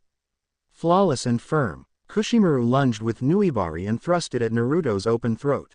Naruto swayed his body to the side, barely dodging the attack as Nuibari grazed his neck before tracing a second pair of blades and parrying it away from his throat with Bakuya. Those who watched just wondered why Naruto was reciting poetry. Our strength rips the mountains. Naruto continued chanting. Our swords split the water. He thrust Kansho at Kushimaru's chest, forcing the swordsman to leap back, while taking a defensive stance. Suddenly, the pair of blades Naruto had thrown earlier came spinning back towards Kushimaru. With little time to dodge, the twin blades cut through the swordsman's flesh, making him gasp in pain. Our names reach the Imperial Villa. The two of us cannot hold heavens together. Naruto leapt into the air. He flooded both swords with chakra, but instead of just strengthening them, he used his chakra to destabilize the very compositions of the swords themselves, the massive amounts of energy used to create those swords' now unstable existence. Before the disbelieving eyes of those who watched, the swords extend behind him, the steel growing into splintered wings, making Naruto look like some kind of angel of death. Crane Wing 3 Realm, he shouted as he brought down both swords upon his enemy. Kushimaru's eyes widened in surprise at the oncoming attack. Having nowhere to dodge, he futilely tried to block the oncoming attack with Nuibari. The twin swords exploded and the steel shattered, each fragment becoming a jagged knife aimed at the enemy. Kushimaru never stood a chance. His body was torn asunder as the shrapnel ripped through his flesh and sent him flying back into a collapsing house. Tracing a new set of blades, Naruto walked towards dying man. Kushimaru coughed up blood. The majority of his vital organs had either ruptured or had been completely destroyed, and not even Tsunade herself could have saved him from his wounds. Looking up into the frigid eyes of his soon-to-be killer, he whispered. What are you? My name is Aozuki Naruto. The Naruto answered quietly. And I am your death. Aozuki. Kekiki, I see. Kushimaru smirked in amusement just before the boy swung. The entire fight had lasted less than 25 seconds. Silence reigned across the clearing as the lone head rolled across the ground. Naruto closed his eyes and sighed as a light breeze blew by, playfully rustling his hair and coat. Even to those that had known Naruto and already watched him fight with incredible skill over the past few months, it was still quite a battle to have witnessed. For several moments, nobody spoke. They knew instinctively that somehow words would detract from the profound sense of catharsis that they all seemed to be currently sharing. Now was a time to reflect upon the battle, to think about the lives they had taken, the lives they had lost, and to remind themselves just why it was they were fighting. Naruto. And just like that it was ruined. Annoyed, Naruto turned towards the sound of the voice that had called him. He had sensed the 5 chakra sources in the trees earlier, before he had killed Jinpachi with runting. Assuming they were some kind of backup force for the Kirinins, he had waited for them to come to make their move, to come to the aid of their compatriots so that he could counter-ambush them. When they continued to observe, he had switched his assumption to the role of smaller rebel factions or foreign shinobi teams sent to monitor them by neighboring hidden villages that must have been anxious at the recent upheaval in Kiri. He was half right. What he did not expect, however, was to see that woman. He refused to call her his mother, again. A flood of emotion passed through his face, sorrow, pain, and then rage. "You," he hissed, as he gritted his teeth and narrowed his eyes. "You." A mixture of leftover adrenaline from his previous fight and his own personal emotions clouded Naruto's judgment and caused him to panic. Immediately his flight or fight instincts kicked in, and like most situations he had even felt them, he chose to fight. Kushina's run slowed to a hesitant stop as Naruto let loose an uncharacteristically feral roar and lunged towards her, his twin swords, still bloodied from having killed Kushimaru, arched behind him. Naruto didn't see anyone else. He couldn't hear Sarutobi calling for him to stop. He couldn't see Itachi, Kakashi, or Jiraiya already rushing forwards to stop him. All he could see or hear was the woman responsible for so much of his pain and sorrow. The woman that was partly responsible for having taken away his real mother. The reaction was immediate on both sides. Sarutobi had already summoned up his bow staff and slammed it into Naruto's abdomen, forcing the blonde's body to come to a lurching halt. Itachi got behind Naruto, grabbed his left arm and twisted it behind his back, forcing him to drop Kansho. Jiraiya also landed behind him and wrapped his arm around Naruto's neck, holding him in place. And Kakashi had pulled out a kunai and blocked Bakuya inches away from Kushina's face. Kakashi couldn't help but notice that the white and silver falchion nearly cut all the way through the carbon steel of his own blade. The reaction of the Kiri rebels came nearly a second later. Zabuza appeared behind Itachi and Jiraiya, his Kubikiribocho poised to cut them both in half. Haku also appeared nearby, creating dozens of ice senbons around the group, and Suigetsu also formed behind Kakashi, a kunai poised at his throat. Kushina had frozen and, like Naruto, was unaware of anyone else around them. She couldn't tear herself away from his eyes, terrified of what she saw within them. Hatred, anger, she had already expected those, but most of all pain, the pain of having been betrayed, the pain of having been abandoned by those you trusted. Naruto's crystal blue eyes were now the Kyuubi's red as a crimson shroud slowly began enveloping his body, his mind threatening to give in to the bloodlust of the fox's chakra. The tense standoff continued for several moments when Naruto closed his eyes before finally relaxing his body. The red chakra receded and he dispelled his projections. When he opened his eyes again, they were a clear emotionless blue once more, with no signs of any of the rage they had contained moments before. The rebels followed his lead a second later. Zabuza relaxed from his stance and hefted his cleaver on to his shoulder, not exactly poised to attack but still ready to strike should the need arise. Haku dropped the ice senbon and Suigetsu removed the kunai from Kakashi's throat. Hesitantly the Konoha group did the same. The entire time neither Naruto nor Kushina took their eyes off one another. "I don't know what you're doing here," Naruto told her coldly, "and personally I don't care. If you're here to take me back to that hellhole, then you're wasting your time. Wait, Naruto, please come home. Your parents have missed you these past 5 years and they regret what they've done," Kakashi told him. Naruto's eyes flickered to Kakashi before moving back to Kushina. "Is that supposed to mean something to me?" he asked coldly. Since the day I could form coherent thoughts, I've never once considered Konoha to be my home, and I've never once considered the Namakazes to be my family. The words cut into Kushina's gut like a rusty knife. You are not my mother. The only parent I ever had was my real mother, Mana Aozuki, and I have no reason to give a damn about what some random woman thinks. Tears swelled in Kushina's eyes and her legs gave out from under her as she broke down crying into a sobbing wreck. Naruto wouldn't forgive her. She had lost her own son, and even worse, she had been replaced by another woman. The worst part was that she knew she had no one else to blame but herself for this fiasco. I'm so sorry, my Sochi-kun, Kushina whispered as she sat on her knees chanting a stream of apologies. Naruto, Jiraiya yelled. He may not have been the most sensitive of persons, but there was something fundamentally wrong in principle about a woman that was as tough and exuberant as Kushina, breaking down in tears. Naruto glanced at the toad Sannin. And who the hell are you? I'm Jiraiya. I was supposed to be your godfather. For once, the Sannin abstained from his usual pomp and exultation when introducing himself. Naruto raised a brow. Funny, I don't ever remember having talked to you once. Jiraiya tried hard to suppress a cringe at that statement as he frantically tried to remember if there had been a time he had even once acknowledged Naruto's presence in the Namikaze household. He slumped his shoulders in shame when he couldn't. As much I enjoy watching a good drama, Zabuza drawled, as he cut in. I really don't think this is the right time or place to be doing this right now. And that was the truth of the matter. By now most of the villagers had fled in fear, leaving behind only the corpses of combatants. As much as he wanted to help them, their presence would only bring them more danger, and having to escort civilians to their group would only slow them down. Soon Yagura would be sending reinforcements and they would have to make their escape quickly. Naruto nodded, easily ignoring the sobs of the woman behind him.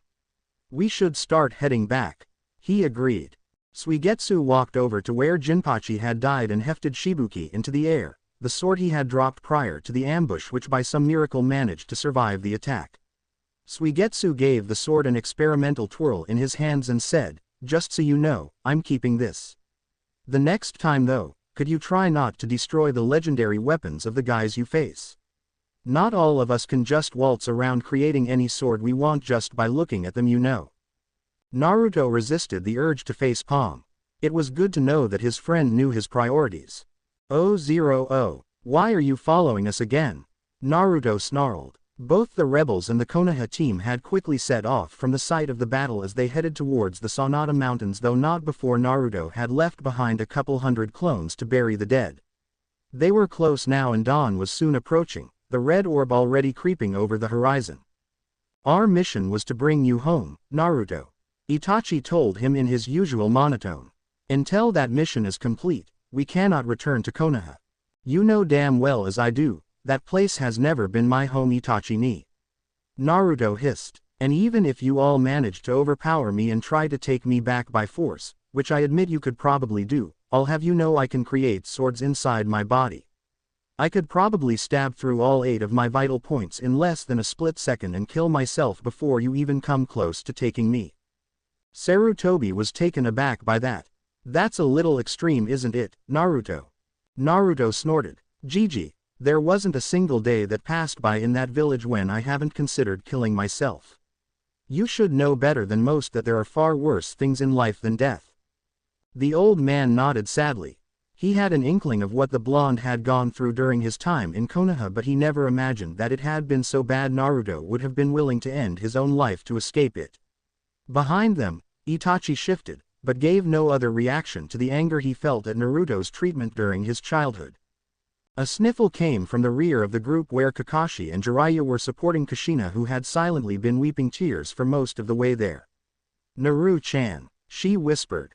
We're almost there, Naruto called out. The group emerged from the woods into a large clearing where the rebel camp had been situated. The camp was situated within large stone barricades that formed a wide square within the clearing. On each corner tall watchtowers had been erected to keep a lookout on the nearby surroundings. Inside the fortifications rows upon rows of tents had been pitched, denoting a large amount of inhabitants. The guards at the entrance immediately recognized the group and let them pass, but only after Naruto and Zabuza had finished explaining why 5 Konoha nins had been in their group. Many people bustled around the inside, some cooking on open fire pits, while others were bandaging the less serious injuries and wounds of comrades and friends. The Konoha team couldn't help but notice how the Kiri rebels seemed to look up to Naruto despite his young age. As they walked towards the center of the camp, many politely called out greetings and Naruto answered them concisely in turn. It was strange to see grown men showing a 13-year-old child, albeit an extremely powerful 13-year-old child, such deference and respect. Even Itachi, who had become an Anbu captain at the same age as Naruto, remembered how hard of a time he had trying lead squad members that were more than double his age at that time. Here, Naruto had neither the advantage of coming from a powerful clan nor was he even a native to this country, and yet he commanded their absolute attention as though he had been doing so his entire life. Finally they reached what was obviously a command tent, judging from the fact that it was simply far more sizable and ornate than the rest. They walked in and saw a woman talking to some men. When she saw them she gestured for the men to leave, which they did, and left the group alone with her. Jiraiya giggled perversely. The woman was very beautiful. She had long flowing auburn hair that came down to her ankles. She wore a long-sleeved, dark blue dress that left her shoulders and her generous cleavage bare, a sight which Jiraiya greatly appreciated. "Sorry we're late, May," Naruto greeted. "Naruto, Zabuza," the woman greeted, "it's unusual for you to be this tardy. Did something happen along the way?" Zabuza chuckled. "Actually I met some of my former comrades in the 7 last night. I have to admit it was pretty nostalgic seeing them again." May widened her eyes and looked to Naruto for a more detailed explanation. "We came across Kushimaru Kuriare and Jinpachi Munashi in a sizable patrol last night and defeated them," Naruto explained. "They were slaughtering a small village down by the mountains a few miles away from here. There's no way in hell Yagura would have sent 2 of the 7 swordsmen for a routine patrol. If my guess is correct, then I'd say that Yagura is very close to finding our hideout if he hasn't already." May nodded in agreement with Naruto's assessment of the situation. "I agree," she said. "I knew we couldn't expect to hide forever, but I didn't think he would find us this quickly. Yagura's always been a resourceful bastard." Zabuza added his own 2 cents in. "It just means we'll have to gather our boys faster." May hummed in thought as her eyes drifted over to the Konoha team and widened in recognition. "Naruto-kun," she called sweetly, "could you please explain to me why some of Konoha's most dangerous ninjas from the bingo book, 2 of them being a Sannin and the former Hokage, are here right now?" "Oh boy," she added the kun suffix to his name. Naruto knew that could either be really bad or really good, and he wasn't sure which one it was right now. Naruto scratched the back of his head sheepishly. "May, remember how you said my past didn't matter as long as I was loyal to the rebellion? The situation's changed." The kunoichi's eyes flashed dangerously. "How exactly?" Naruto suppressed a sigh and began explaining the story of his childhood, about the Kyuubi, his neglect, his training, and how he had run away and met Mana that same fateful night. Throughout the story Kushina had lowered her head in shame, unable to meet the gaze of anyone that looked her way. Haku glanced at Naruto and felt a twinge of sympathy, also knowing what it was like to not have any real parent figure until he had met Zabuza. As for Zabuza though, he just shrugged it off. After all, he had seen far more tragic stories before during his life. When he had finished, May sighed as she sat back down onto a small chair, rubbing her temples in circular motions to ease her headache before looking up to address the Konoha team. "And I suppose you're here to take him back to Konoha?" It wasn't a question. "While I agree Naruto may have been wronged," Sarutobi began, "his family desires a chance to make amends, and even then there are many of us besides his immediate family that miss his presence and wish for him to return." May mulled over this carefully for a moment before replying.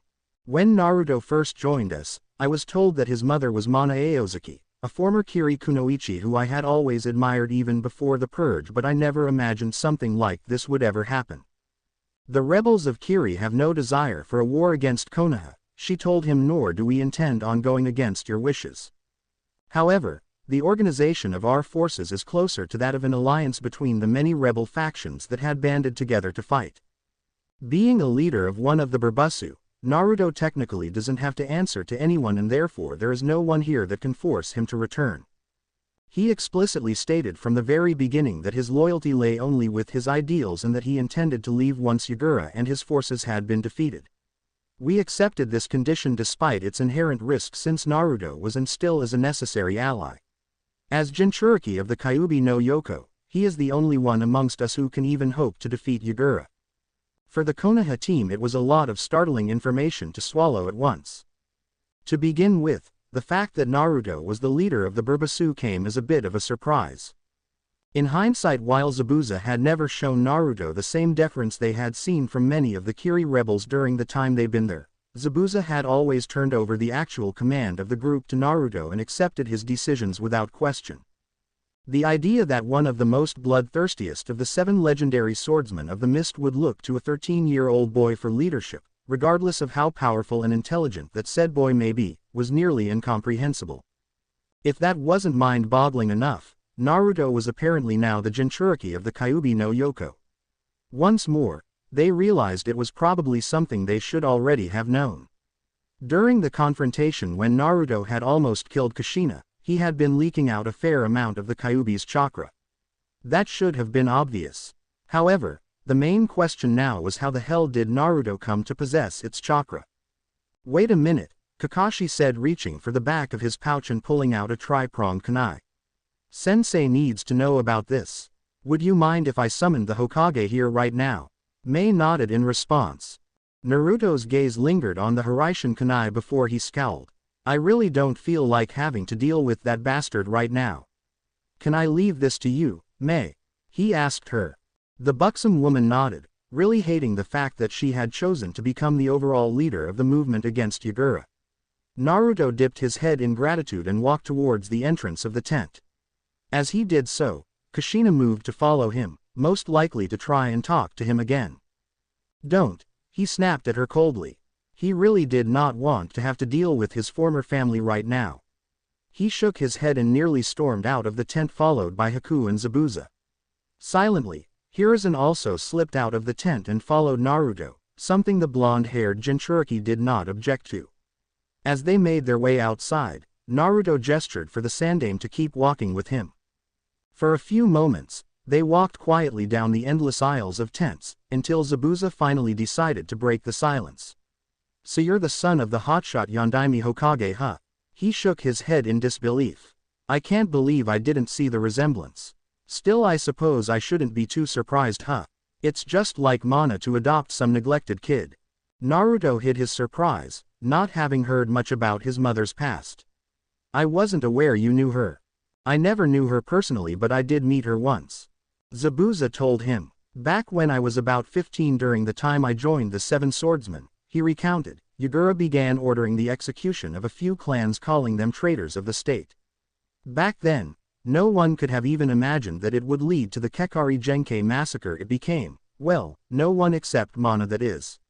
When she organized a large escape with a bunch of survivors from those persecuted clans, Yagura ordered me, Raiga and a large Anbu squad to wipe them out. Naruto stopped to stare at Zabuza. Raiga, as in Raiga Kurosuke, wasn't he also a member of the 7? Zabuza nodded. Yagura wanted to use this opportunity as a show of force, to show what would happen to those that opposed him. What happened? I got cocky, Zabuza admitted sheepishly, as he scratched his head. At the time, Mana had a reputation for being soft-hearted, idealistic and naive, and like a complete fool I mistook that for weakness. He shook his head, chuckling. Hey, she completely destroyed us. From the very get-go she turned the tables against us and made me know what it felt like to be completely outclassed. The only reason she didn't kill us that day was because she would have been ashamed if she killed a bunch of immature brats. Haku widened his eyes. She must have been very strong for you to say something like that, Zabuza-sama. I admired her for her strength, Zabuza admitted, but most of all I admired her for her conviction. She wasn't strong despite being kind and idealistic. She was strong because she was kind and idealistic. Think about it, Haku. She lived a country where hundreds of people were being slaughtered every day, and yet, no matter what, she always did her best to save everyone she could, not once wavering in her beliefs. Anyone else would have become disillusioned and lost faith in themselves, most people did. But Mana Aozuki held on to her conviction like iron through the hell she had lived through her entire life. Naruto snorted. She was very strong. She kicked my ass in every one of our spars.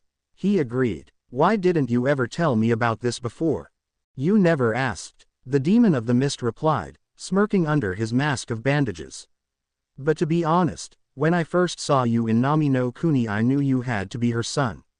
You had the same eyes as she did, strong eyes. That's why no one ever doubted you when you told us you were her son. Even if you look nothing alike, you act so much like her it's uncanny.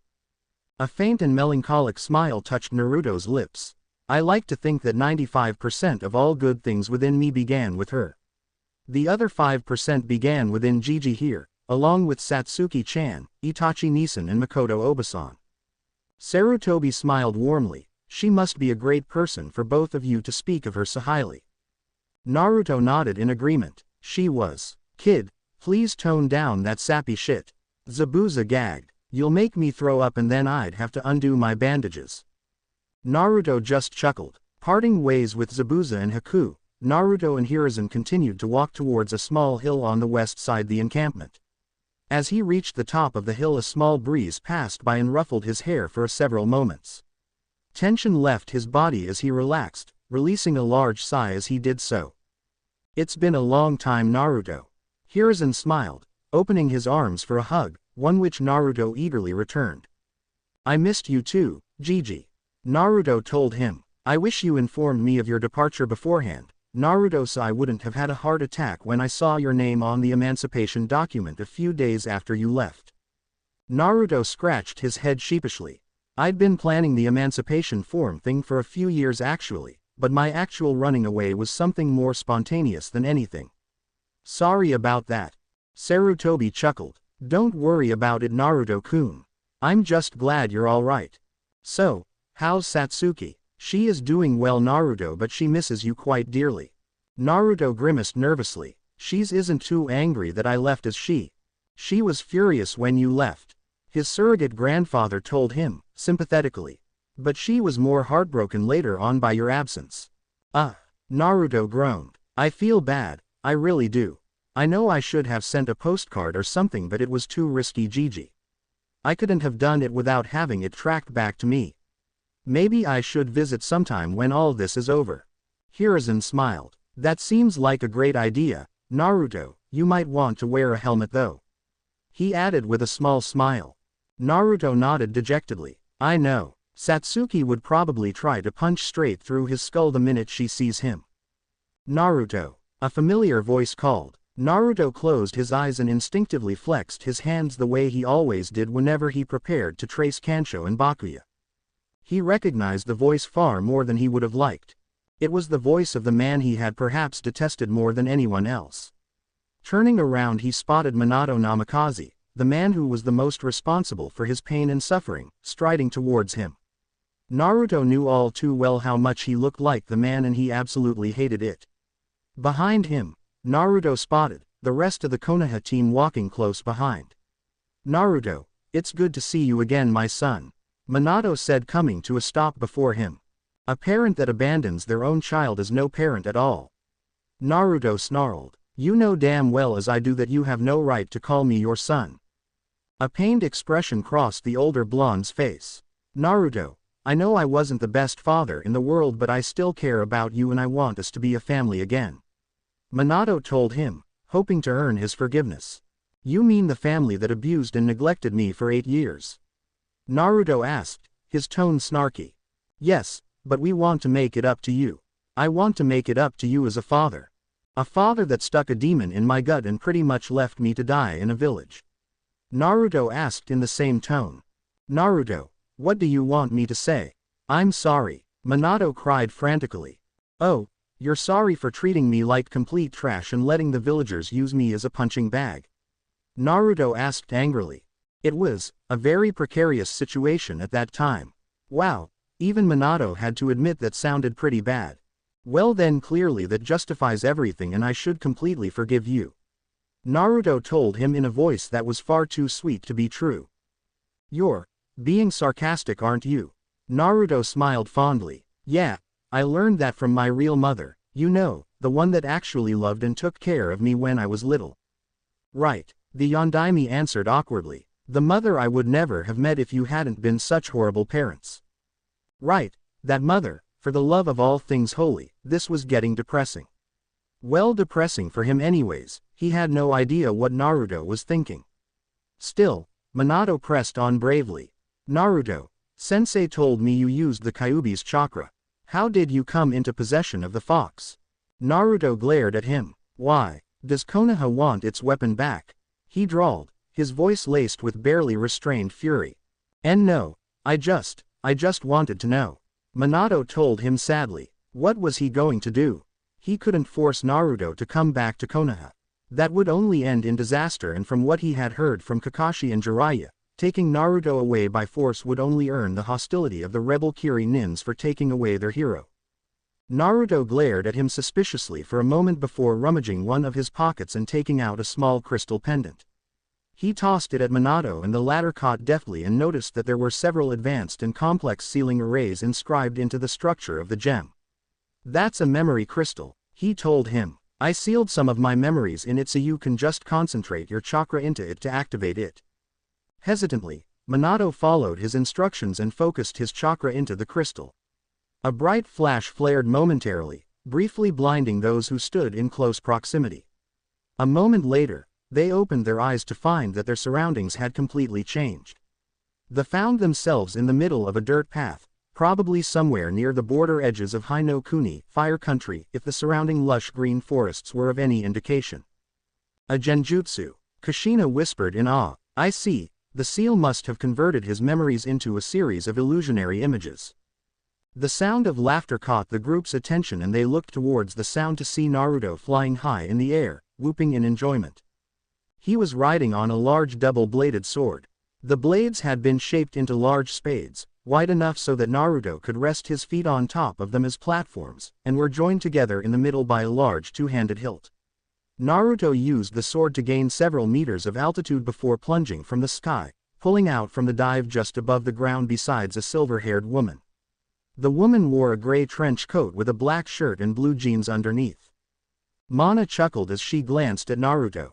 You know, I think you're having a bit too much fun playing around with your new sword. Naruto returned the smile with one of his own as he stood on his makeshift platform. Naruto smiling, for Kushina the very idea was so alien to her it was virtually incomprehensible. It was not the sardonic sneers or bitter smiles he had worn earlier, but a true smile, denoting genuine happiness and joy. It occurred to her she had never seen her son smile before, and watching him do so now was like basking in warm sunlight. For a moment she felt nothing but burning envy for this woman who seemed to receive all of her son's smiles, laughs and affection like a commodity. Hey, don't blame everything on me, Ka-san. You're the one who made me this custom blade so I could do this in the first place. He responded teasingly, and besides, it was one of the few birthday presents I ever got. Naruto's voice deflated near the end, something Mana clearly noticed. She frowned for a moment before smiling once more and ruffling his head. Well, I'll see what I can do to fix that, she promised, making him brighten up and smile once more. I have to admit though, she continued, you did a damned good job of improving the futon and anti-gravity fuinjutsu arrays I already inscribed onto the thing. Your idea of using Kaiden fuinjutsu to create a jet propulsion was absolutely genius. That's something I haven't even considered. Pleased with the praise, Naruto grinned and decided to return one of his own. I did learn from the best after all. Mana chuckled. Suck up, so have you thought of a name for the thing yet? She asked. Naruto raised an eyebrow. A name? He paused for a moment. I guess I should name it since all my other special swords have names. I can't just go around calling it that sword, after all. What about Hiryu? He asked her. Flying Dragon, huh, she smiled. It's a fitting name considering its abilities. Yosh. Naruto pumped a fist into the air. From this day forward this sword will be known a $% and asterisk and $% and asterisk and $% and asterisk and $%. Both Naruto and Mana stopped dead in their tracks as an inhuman roar shook the very earth they were standing on. Naruto swung around and widened his eyes in disbelief as he saw a malicious red streak of chakra hurtling towards them at unimaginable speeds. Naruto reinforced his eyes, and to his growing horror, he he saw what could only be the chakra form of the Kyuubi no Yoko coming right for him. Thinking quickly after deducing that the Yoko could only be after him, Naruto flared a burst of chakra into the newly named Hiryu and streaked off away from Mana, ignoring her shouts of protest. Sure enough, the crimson-red streak immediately adjusted its trajectory to come after him. Scowling, Naruto poured even more chakra into his sword, increasing his speed even further. Hiryu had been Naruto's 12th birthday present from Mana, given to him only a few weeks prior. In itself, Hiryu was a testament to human ingenuity and the unlimited potential in the art of sealing. Mana had used her elemental seals to create anti-gravity and wind seals within the layers of steel in blades in order to create a sword that could not only fly at extremely high speeds but also maintain a stable platform for its user at the same time. From there, Naruto had further enhanced its already heightened speed by adding flame elemental seals onto the rear blade and aligning them so that its flames would maintain a jet-propelled thrust. Though Naruto hadn't fully tested its capabilities yet, he already knew for certain that Hiryu could easily break the sound barrier as it was doing now. Yet no matter how much chakra he pumped into the sword, the red chakra beast was steadily catching up to him, threatening to overcome the gap if he didn't do something drastic anytime soon. He zigzagged through the nearby canyon, ducking through crevices and whizzing past treetop canopies, but not matter what he put between himself and the fox, the Nine Tails simply destroyed them as though they were mere trifles and kept gaining distance on him. Is this it? I am really going to die, Naruto thought. He could feel his chakra coils burning from the exertion and his concentration slipping over the control of Hiryu. Fearing for his life, he looked back at the oncoming pursuer, and that moment of distraction was all that was needed for him to crash into a tall tree branch, sending him spiraling out of control and into the rocky cliffside. He reinforced his body to brace himself for the oncoming collision, but even so, he could feel his ribs crack under the impact as he watched the Kyuubi hurtle towards him before his world went red. 0-0, he was in a field of blades. Naruto rose from where he was lying down and checked his surroundings, immediately recognizing them for what it really was: unlimited blade works, the physical embodiment of his innermost perceptions, his very soul itself. But why the hell was he here now? So, my container has finally decided to visit me, a voice behind him drawled. Naruto whirled himself around and nearly flinched at what he found himself facing. It was the very same nine-tailed monster that had attacked Konoha 12 years ago. The giant fox was pinned down on each limb by monolithic black gears. Golden chains which Naruto recognized to be Enkindu were wrapped around his body, further binding the already trapped fox. You're the Kyuubi, Naruto said, unable to get his mental capabilities beyond the already obvious. Instinctively he traced a copy of Kansho and Bakuya in his hands and held them in a defensive position. What's going on? What have you done? He growled. The fox snorted. I couldn't have done anything if I tried, Kit. You're going to blame someone, then blame your father. He's the one that fucked up the ceiling 12 years ago. Naruto's glare hardened. What the hell are you talking about? Kyuubi laughed bitterly. If you haven't realized the answer already, then you must be dumber than I thought. The answer is already in your hands, moron. Dumbfounded, Naruto's thoughts drifted to the twin sword in front of him. Kansho and Bakuya represented the principle of yin and yang. They were named after the blacksmith that had forged them and his wife after she had thrown herself into the furnace to give those swords divinity through human sacrifice.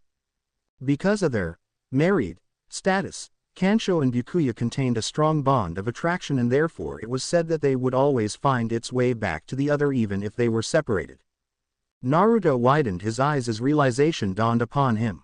Yin and yang are two parts of the same whole, he said, more to himself than anyone else. Because they're two parts of the same existence, one cannot exist without the other. Growing horror pervaded his voice as he looked up at the Kyuubi angrily. So it's only natural there should be some kind of attraction between the two. Even if it was slow at first, that force of attraction could easily over time wear down any seal that tries to contain it. You knew this, didn't you? The Kyuubi smiled but didn't answer. He didn't need to. A stream of curses erupted from Naruto's mouth. You son of a bitch! A hand gently grabbed his shoulder, causing him to instinctively whirl around and face in that direction. To his shock and bewilderment, he found himself facing Mana once more. Ka-san, what? How? What? Mana smiled momentarily and amused at her son's state of confusion before her expression turned angry immediately, making Naruto wonder if it was even there in the first place. She drew her hand back and rapped it against the side of his face, shutting up any more of his pathetic attempts to form a proper sentence. "Did you really think I wouldn't follow if you just went flying off like that?" she asked, her voice stern. But Naruto began, unable to form coherent thoughts. Looks like an angry Mana was something he was not prepared to deal with. Mana grabbed both sides of his head and leaned forward until their foreheads almost touched. "It isn't a kindness to try and keep me away from danger, Naruto, especially when that danger involves you."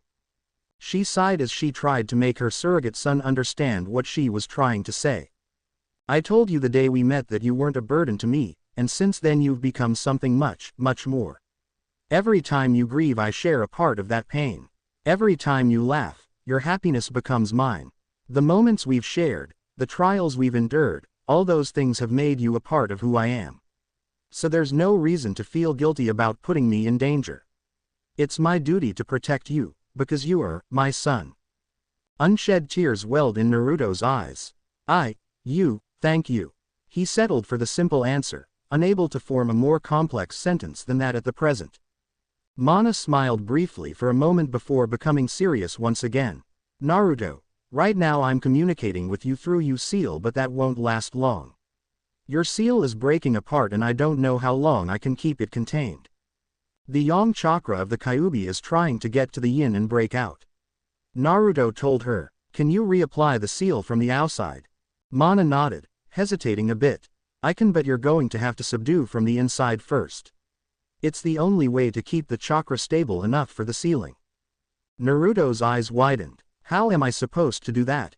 he asked. "I mean, I could try and use Enkindu, but even then it's a long shot." "Maybe, but it's our only hope," she answered. "I'll see what I can do to help you from the outside."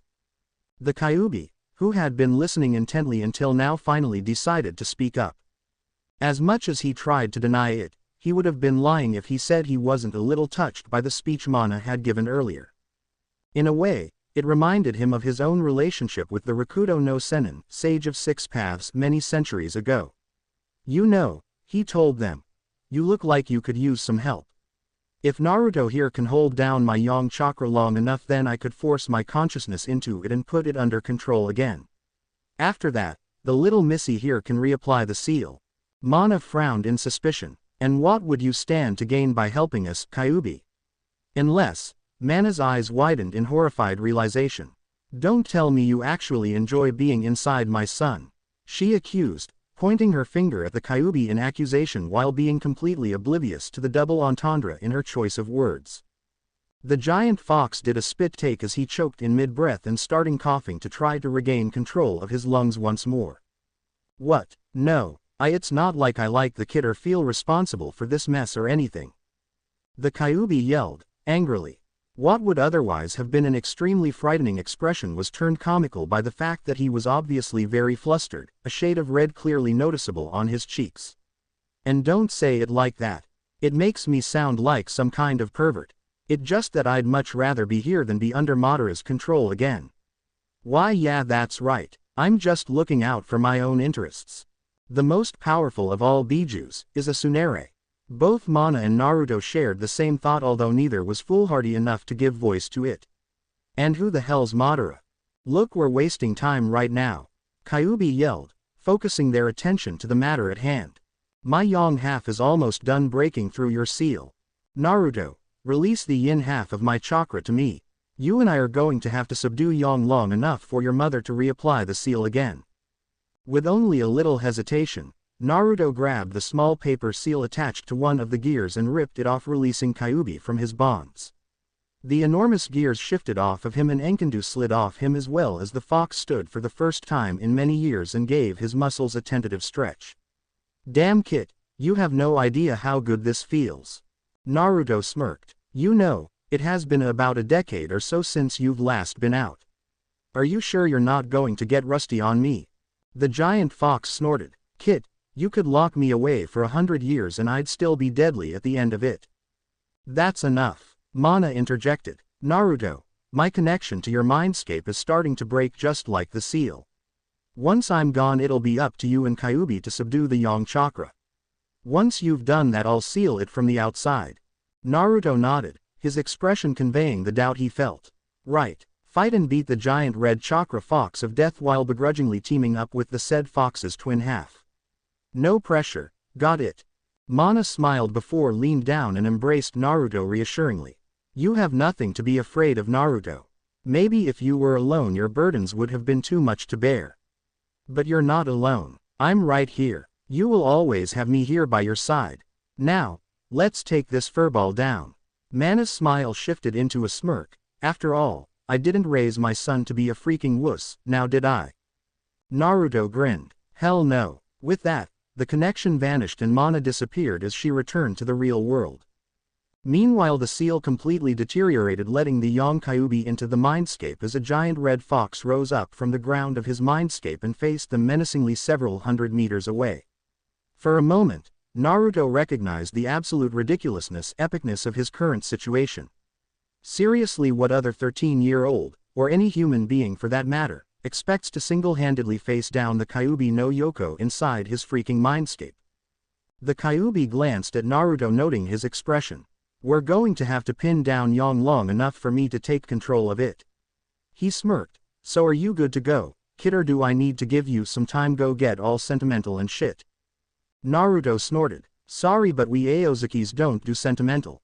We kick ass. With that he traced 3 swords. Kansho and Bakuya were in his left and right hands respectively, while Hiryu was traced right below his feet, letting him close the gap in an instant. With Kyuubi following close behind, a battle of the ages was soon underway. 0-0. It took an overwhelming 3 hours for Naruto and the Kyuubi to finally subdue the Yang chakra. Throughout it all, both combatants had been bruised and wounded many times, Naruto especially. There had been several moments when defeat seemed imminent for the two, only for one of them to pull something completely insane out of their asses and somehow make it actually work. In the end though, Kyuubi finally managed to stun the Yang chakra fox just long enough with a weakened version of the tailed beast ball for Naruto to tie it down with Enkindu. It was a mixture of pure luck and half-assed guesswork that gave them the victory. Enkindu was an anti-divine weapon that had been forged to hold the gods themselves. The higher the divinity, the stronger Enkindu's restrictive properties were.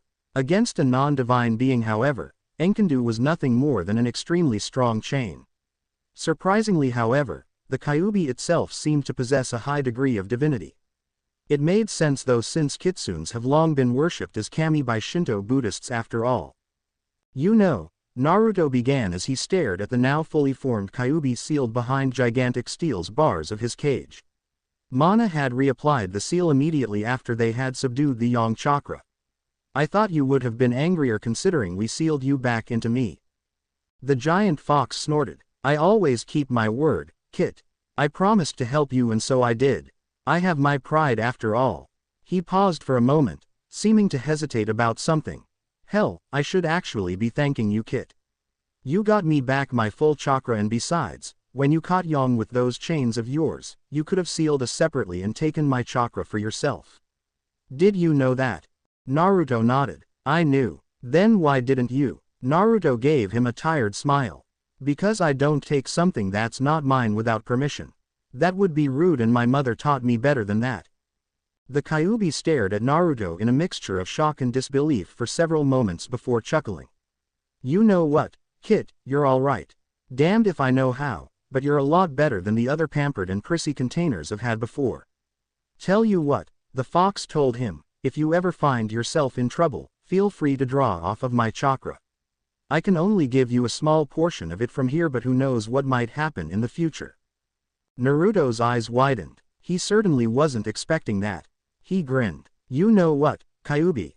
You're a pretty alright guy yourself. Thanks. Kyuubi snorted. My name is Kurama, Kit. You can call me by my name from now on. Naruto did an informal 2-finger salute. I look forward to working with you in the future then, Kurama. He said, smiling as he severed the mental link between them and returned to the real world. Naruto's eyes fluttered open as he found himself by the rocky cliff side he had crashed in hours ago when he had been fleeing from the big ball of malevolent chakra. He laughed out loud in disbelief as he got onto his feet. He had done it. Not only had he survived a battle against the Yang Chakra, but he now also had access to the full power of the Kyuubi no Yoko. Did you see that, Ka-san? That was easy, he yelled, pumping both fists into the air as he turned towards Mana and froze. Ka-san. He whispered. Naruto asked. Sadness and sorrow start asterisk. Mana's face was extremely pale, her face sweating bullets as she struggled for breath while leaning back against the cliff. But what made Naruto's heart stop was the fading image of the Shinigami beside her. It didn't take Naruto long to figure out what happened. Shiki Fujin. Dead demon consuming seal, Naruto said, his voice barely audible. Why? Why would you do it? Naruto yelled, pain and anguish clear in his tone. Didn't she understand? Didn't she realize that his life was meaningless without her? Didn't she know how much pain it would cause him to watch her die? That it would be worse than death itself. Why did you give your life, for someone like me? Is it strange? Mana asked, her voice weak as she drew Naruto into an embrace until their foreheads touched, that we would want to give our lives for the people we love. She smiled, having said her final words as she closed her eyes for the last time, a small peaceful smile on her face as though she was sleeping. The crushing despair in Naruto's wide eyes was almost palpable as the bright and innocent face he had sported only moments before was replaced with a pained and anguished one stained by tears. Kushina watched in silent agony as Naruto changed. The light left his cerulean eyes as they became the cold, emotionless glaciers they were now. His face looked harrow and stone cold. Quietly, Naruto rested his face into the crook of Mana's neck. His silent misery soon became racked sobs that echoed across the valley, and then even those became louder as he began screaming curses at the world, cursing it for taking away the one person he had ever loved. Needless to say, for those who were forced to watch this horrid scene, his cries were downright gut-wrenching. And all the while, the sun set into the horizon as the world continued to revolve, unaffected by the cries of a lone boy. General RTS. Those of you who didn't see Mana's death coming clearly didn't get my hints when I referenced Kuritsugu, Natalia and fairy tale as Mana's inspiration. While some of you might complain that it didn't give Mana the development and story time she deserved, I would like to point out again that Mana's importance, much like that of Kuritsugu, Natalia and doesn't lie within her present actions as a character but as a catalyst that shaped the main character. She will receive the attention she deserves, but it will be done posthumously as we explore Naruto's character. Mana's death really made me realize how much a tragic hero Naruto is. He spent his entire childhood being abused and ignored by his own parents, and when he actually finds someone that loved and cared for him, she was torn away by his own past.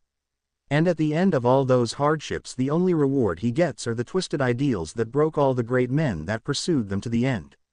Archer and Kuritsugu equals, hence the name Broken Swords. Closing parenthesis.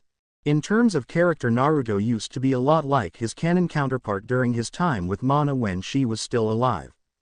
Sure, he was much more intelligent, but he was a generally happy, idealistic kid that enjoyed goofing off every once in a while. However, with her death, Naruto becomes more bitter, cynical and jaded. We will of course explore how this happens in the later chapters. Naruto in this story is a very conflicted and Byzantine character, far more so than canon, especially when it comes to his former family. One of the primary reasons he has a hard time bringing himself to forgive them is because they were indirectly responsible for Mana's death, but at that same time he can't even forgive himself since he considers himself to be directly responsible for Mana's death. Mana's final words to him basically stated that she gave her life because she loved him. So not only does Naruto blame himself for the death of the person he loved the most, the very idea of being loved is an anathema to him now. The way he sees it, people aren't supposed to give their lives for him, he's supposed to give his life for them. Though he doesn't realize it, the thought of having people love and care about him secretly terrifies him now. Secondly, it is impossible to overstate Mana's importance in the development of Naruto's character. She and Archer were the biggest influences in his life, and they can pretty much explain 95% of all his character quirks. She was pretty similar to what Zabuza was to Haku, except on a much larger scale. To begin with, Mana was far kinder towards Naruto, so rather than seeing himself as a tool, Naruto sees himself as her legacy, the product and continuation of her ideals and principles. That's why he can't stand the thought of acknowledging the Namakazes as his family. Every time they refer to him as their son or try to pretend like they're his parents, he sees that as them trying to steal credit for what Mana had done to raise him, thereby undermining all the kindness she had shown him. To him, acknowledging them as family would be an absolute betrayal to his mother. On a more minor scale, Naruto also feels a bit of an obligation towards the Aozuki name. When he saves others and becomes a hero, he wants people to know that it was Mana that made him to who he was, not the Namakazes. But so long as the Namakazes continue to associate with him, people, morons, will always see him as the Hokage's son, which really pisses him off. On the flip side of the coin, however, he knows it's a bit of a hypocrisy since his ideals demand absolute selflessness, and he'll often wonder what Mana would say if she was still alive. On one hand, Mana was a very forgiving person, which Naruto wants to emulate, but on the other hand she was also the one that told him it was alright to be selfish sometimes. Thus there's a lot of internal conflict here in Naruto. In conclusion, if Mana was still alive, he would have been perfectly willing to forgive the Namakazes. They would have never been a family again, but he would have been willing to be something of a friend. Mana's death, however, becomes a game changer. The memory ended and the genjutsu around them dropped as they returned to the real world once more. Kushina could feel tears watering her eyes as she reflected on what she just saw. No matter how much she tried to deny it, it was impossible to have hated Mana after what she had just seen. Not after everything she had done for Naruto. To have not even hesitated for a second to give her life in order to save his. To have faced death without an ounce of fear or regret, instead using her very last breath to try to comfort the small child she had saved from loneliness and despair. Mana Aozuki was such a mother. It was the kind of love and dedication that could only have been expected of a woman of maternal instincts toward a child she cherished. Her actions, selfless and noble as they were, only served to further contrast Kushina's own treatment towards Naruto. She couldn't blame Naruto for refusing to accept her as a mother anymore. If the choice was between a kind and loving adoptive mother and a neglectful birth mother, then it was painfully obvious which one of those two choices he would have chosen. Minato, on the other hand, was seething in self-loathing. For all his famed genius in the art of fuinjutsu, how the hell could he have forgotten the most basic principles of yin and yang? And now, it was his wife and kids that suffered the consequences of his idiotic and careless mistake. He had never once checked the seal for degradation, completely convinced in the false infallibility of his own sealing abilities. What arrogance! And now that mistake had cost his daughter her career as a kunoichi, his wife her son, and Naruto the person he had considered to be his mother. There weren't enough words to describe how badly he had screwed up. Naruto, he said as he turned to his son, somehow trying to express just how sorry he was. I'm not sure what I am anymore, Naruto told him, cutting him off. But I do know this, I'm not your son. I was raised far too well to be your son. My name is Aozuki Naruto. I have fought, bled and killed to carry this legacy, and I'll be damned to deepest pits of hell before I let you trample all over it. He spoke with such a calm firmness, it was impossible to doubt his words. For a moment, silence permeated across the field as both Minato and Kushina lowered their heads in shame, save for the occasional sob or sniffle that came from the latter. The former looked like he wanted to say something and tell Naruto-sama. Naruto sighed. Seriously, this was the third time in the past 5 hours someone had interrupted one of his conversations by shouting out his name. Naruto turned around and saw a recognized Akiri rebel, Chojuro if he remembered the boy's name correctly, running towards him with a panicked look on his face. As he drew closer, fully coming to a stop in front of him, Naruto noticed a layer of perspiration on his face, his breathing labored from exertion. There's big trouble, Mai-sama, that you come right away. Naruto raised a brow. Chojuro, we're the same age, you don't have to add the sama suffix to my name like that. And besides, I just talked to Mai a few hours ago. I was under the impression I'd have some time to rest before I was assigned another mission. Chojuro shook his head frantically. It's not that. A scout just came in and Yagura's announced that he's executing the remaining bloodline clans at dawn tomorrow. Naruto's eyes widened with shock as he grabbed Chojuro by the shoulders. Are you sure that's what he said? Chojuro nodded. Please, you have to come right away. Naruto nodded and followed Chojuro as they sprinted towards the center of the camp. 000. The center of the rebel camp was in absolute chaos. Like Naruto, nearly all of the shinobi in the camp had been informed of the news and were now gathered in the meeting grounds, shouting out their own opinion and adding to the general mayhem. Several of the different rebel factions were yelling and arguing about what to do, but no clear voice could be heard in the ruckus. "This is crazy," Kushina commented. "If you think this is bad, then you haven't seen Konoha's council on a bad day." Minato muttered while Hiruzen grunted in agreement. For once Minato was glad to have finally left the office and left the paperwork to Akage Bunshin.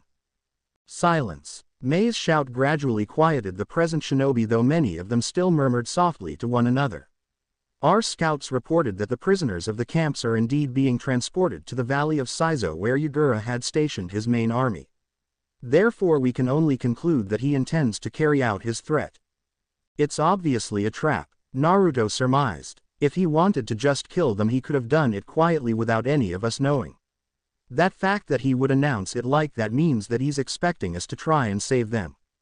I know that valley and it's definitely a trap," Ao told them, scowling, adding in his thoughts.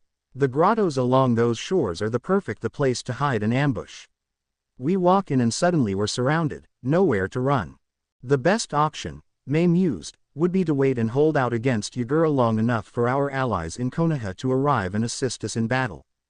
Naruto's head whipped up. "What was that?" "After you left," Ao explained, gesturing to the Konoha team.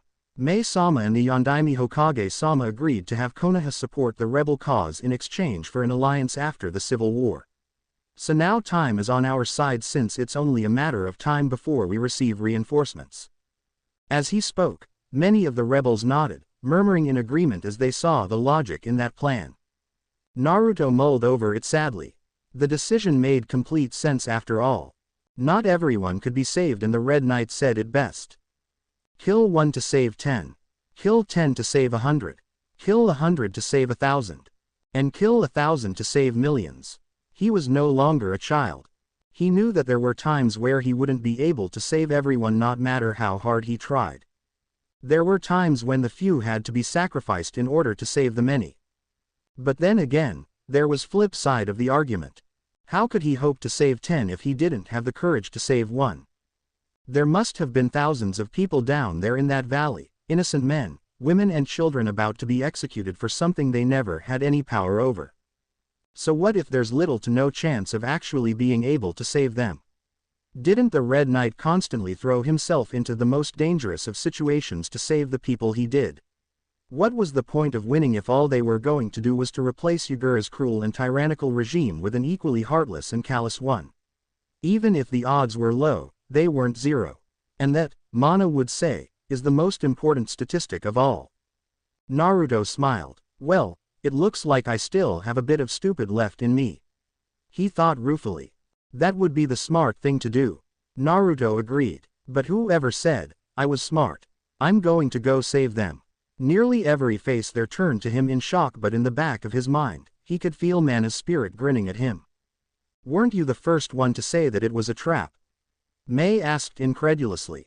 "Yep, and you're still going to go?" "Yep. Do you even have a plan?" Naruto paused in mid-answer as he stopped to think. "Wait, that depends. Does making it up as you go along count as a plan?" "Isn't that you've been doing this entire time?" Zabuza asked him dryly.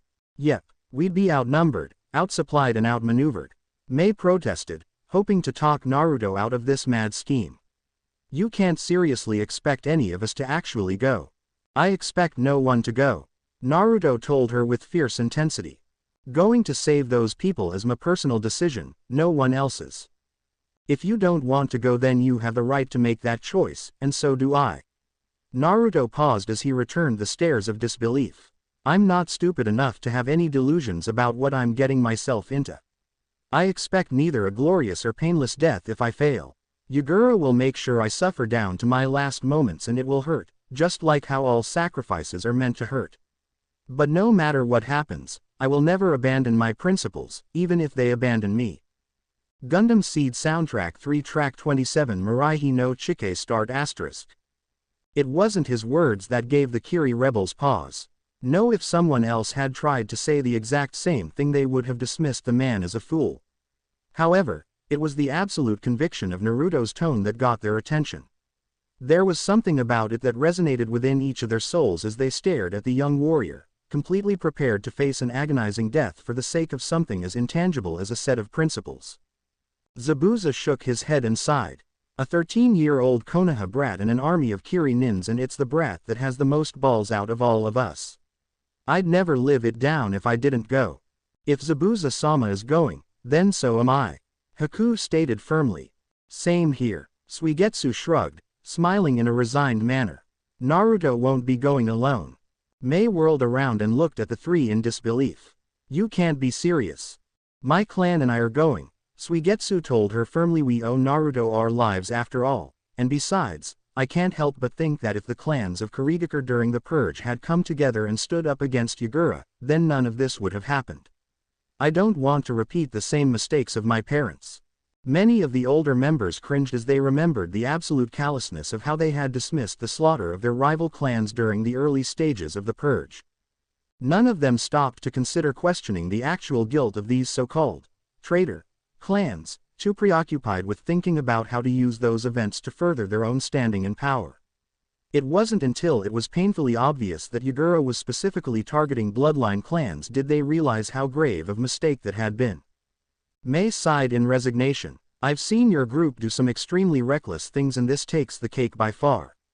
But, she paused as a small smile crept upon her lips, you can count me in. Me too, Chojuro nodded. I'll protect Mei-sama's smile if it costs me my life. Ao smacked his palm into his face and sighed. I'm not going to be able to talk you guys out of this, am I? He asked rhetorically, looking around at their determined expressions. Fine, I may as well go too. Someone has to keep you kids from doing anything too crazy. One by one the present shinobis gave their assent and agreement, smiling despite knowing full well the near-suicidal situation. Suddenly the possibility of their extremely likely deaths no longer seemed to matter. Or maybe it did matter, only in such a way that they were determined to make those deaths meaningful and sell their lives dearly. Incredible, the Sandaime thought with a small smile on his face. He inspired an entire nation to follow the will of fire without even realizing it. Single quote. Naruto gave them a lopsided grin. Let's go then. Gundam Seed Soundtrack 3 Track 27 Miraihi no Chike and asterisk. 000. The rebels crept through the woods in complete darkness as they approached the valley of Saizo. Mei raised her hand, a signal that traveled down the rest of their dispersed ranks for them to stop and take a small break. Followed by Ao and Chojuro, she walked over to the vanguard of the loose formation where the Burbasu had placed themselves. She spotted Naruto and Zabuza, with the former apparently having an argument with the Konoha team that had tagged along and made a beeline straight for them. Naruto noticed her walking towards her and broke off his argument with his former family so he could turn to meet her. Mei, he nodded curtly. I've been thinking about this whole situation on our way here. She began. Yagura wouldn't have laid a trap for us in such an obvious manner. Naruto nodded. It was the same conclusion he had come to as well during the way there. I know, he probably set the trap without actually expecting us to fall for it. It's likely this whole setup was a way to demoralize us, show us how helpless we really are. Furthermore, he made an announcement in a timeframe where we would have to make the decision immediately. There's barely enough time to make it from our camp to Saizo Valley, so we wouldn't have the time to think of a proper plan of attack. Naruto smirked dryly. Looks like he's underestimating both our recklessness and our ingenuity. Bastard. Even so, Yagura would still take the proper precautions just in case. Mei pointed out. Mad he may be, he's not stupid. We'll be attacking an extremely fortified position. He'll take the physical preparations. Naruto agreed. But he's also very confident. He won't make the mental preparations. We can use that to our advantage. Naruto closed his eyes as he thought back to the maps he had seen back at the camp. In his mind he visualized a mental copy of the battlefield, taking care to note every detail and feature of the terrain. Immediately he began running scenarios within his head, trying to figure out Yagura's likeliest possible actions based on what he knew of the man. Ao was right, Naruto said, opening his eyes. Those grottos are the likeliest place for Yagura to hide an ambush. They're deep enough to that even the best of censors would have a hard time finding them, and there's no other place he could hide a large contingent of soldiers. We can lure them out. How would you do that, Naruto-san? Chojuro asked curiously. 2 ways, Naruto answered. First we lure Yagura away from his own army and then we attack with our full force. It's the only way to threaten the main force enough for them to come out. That's not really luring more than it's walking completely into an ambush like a bunch of idiots. Al pointed out disapprovingly. Really, if you're not going to take this seriously, we may as well call this off. In May's mind, however, she heard something completely different. Call this off, call this off, call off this engagement. Al, May called sweetly with a beatific smile on her face. Kindly shut the fuck up, before I kill you. Al immediately clamped his mouth shut, breaking out in cold sweat. Naruto smiled, shaking his head at their antics.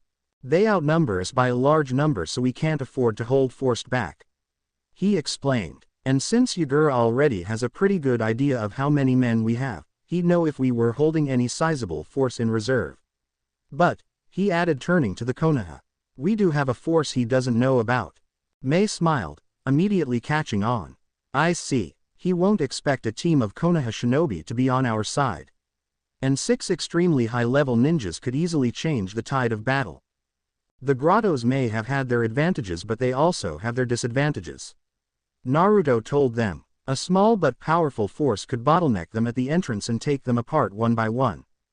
Jiraiya leaned over to Sarutobi and whispered, Hey sensei, did you ever teach him strategy? No, Hiruzen answered, shaking his head. He must have learned by reading old history books from the library. Jiraiya whistled in admiration. Damn, the kid's a genius, no doubt about it. May looked over at Minato, who like the rest of the Naruto retrieval team had been listening intently. That's the plan so far. Is that fine with you? She asked diplomatically. Minato nodded, impressed by Naruto's strategic analysis of the situation. It is, but who's going to lure Yagura away? I'll do it, Naruto answered calmly. What? Kushina exclaimed in surprise. She wasn't the only one. Everyone around Naruto was looking at him with varying degrees of surprise. It's too dangerous. Frankly, I'm the only one that can fulfill that role. Naruto said dryly. None of you can go, he said, gesturing the Konoha nins. Because then he'll know we have outside assistance and will be more cautious. If someone like May or Zabuza fights him, he may feel threatened and stay closer with his army. If I go, he'll underestimate me since I'm only 13 and will feel safer going after me. I'm the strongest of my age group in this army, and with Hiryu I'm also the fastest, so I can escape much more easily from Yagura. Minato grimaced. You've thought this through, he admitted. Zabuza snorted. It's ballsy plan, I like it. 0-0. The sunlight edged over the horizon as dawn approached. Yagura stepped out of his tent, into the cold early morning breeze. On both sides, the shinobi that had been on guard outside of his tent snapped to attention. Well, he thought, I guess they didn't show up after all. Not that he expected them to, after all. Nearly a kilometer away, however, Naruto watched the Mizukage exit his tent with reinforced eyes. Trace on, he whispered. Naruto raised his left arm horizontally and traced a monstrously large black bow into his hand. In his right, he traced a twisted silver piece of metal that resembled a large drill. The sword shone in brightly as Naruto altered it, reshaping the structure of the sword so that it would be more aerodynamic, now resembling more some kind of distorted arrow. He knocked the projectile into his bow and pulled it back, using the Red Knight's lifetime of experience to ensure that the arrow would hit its mark.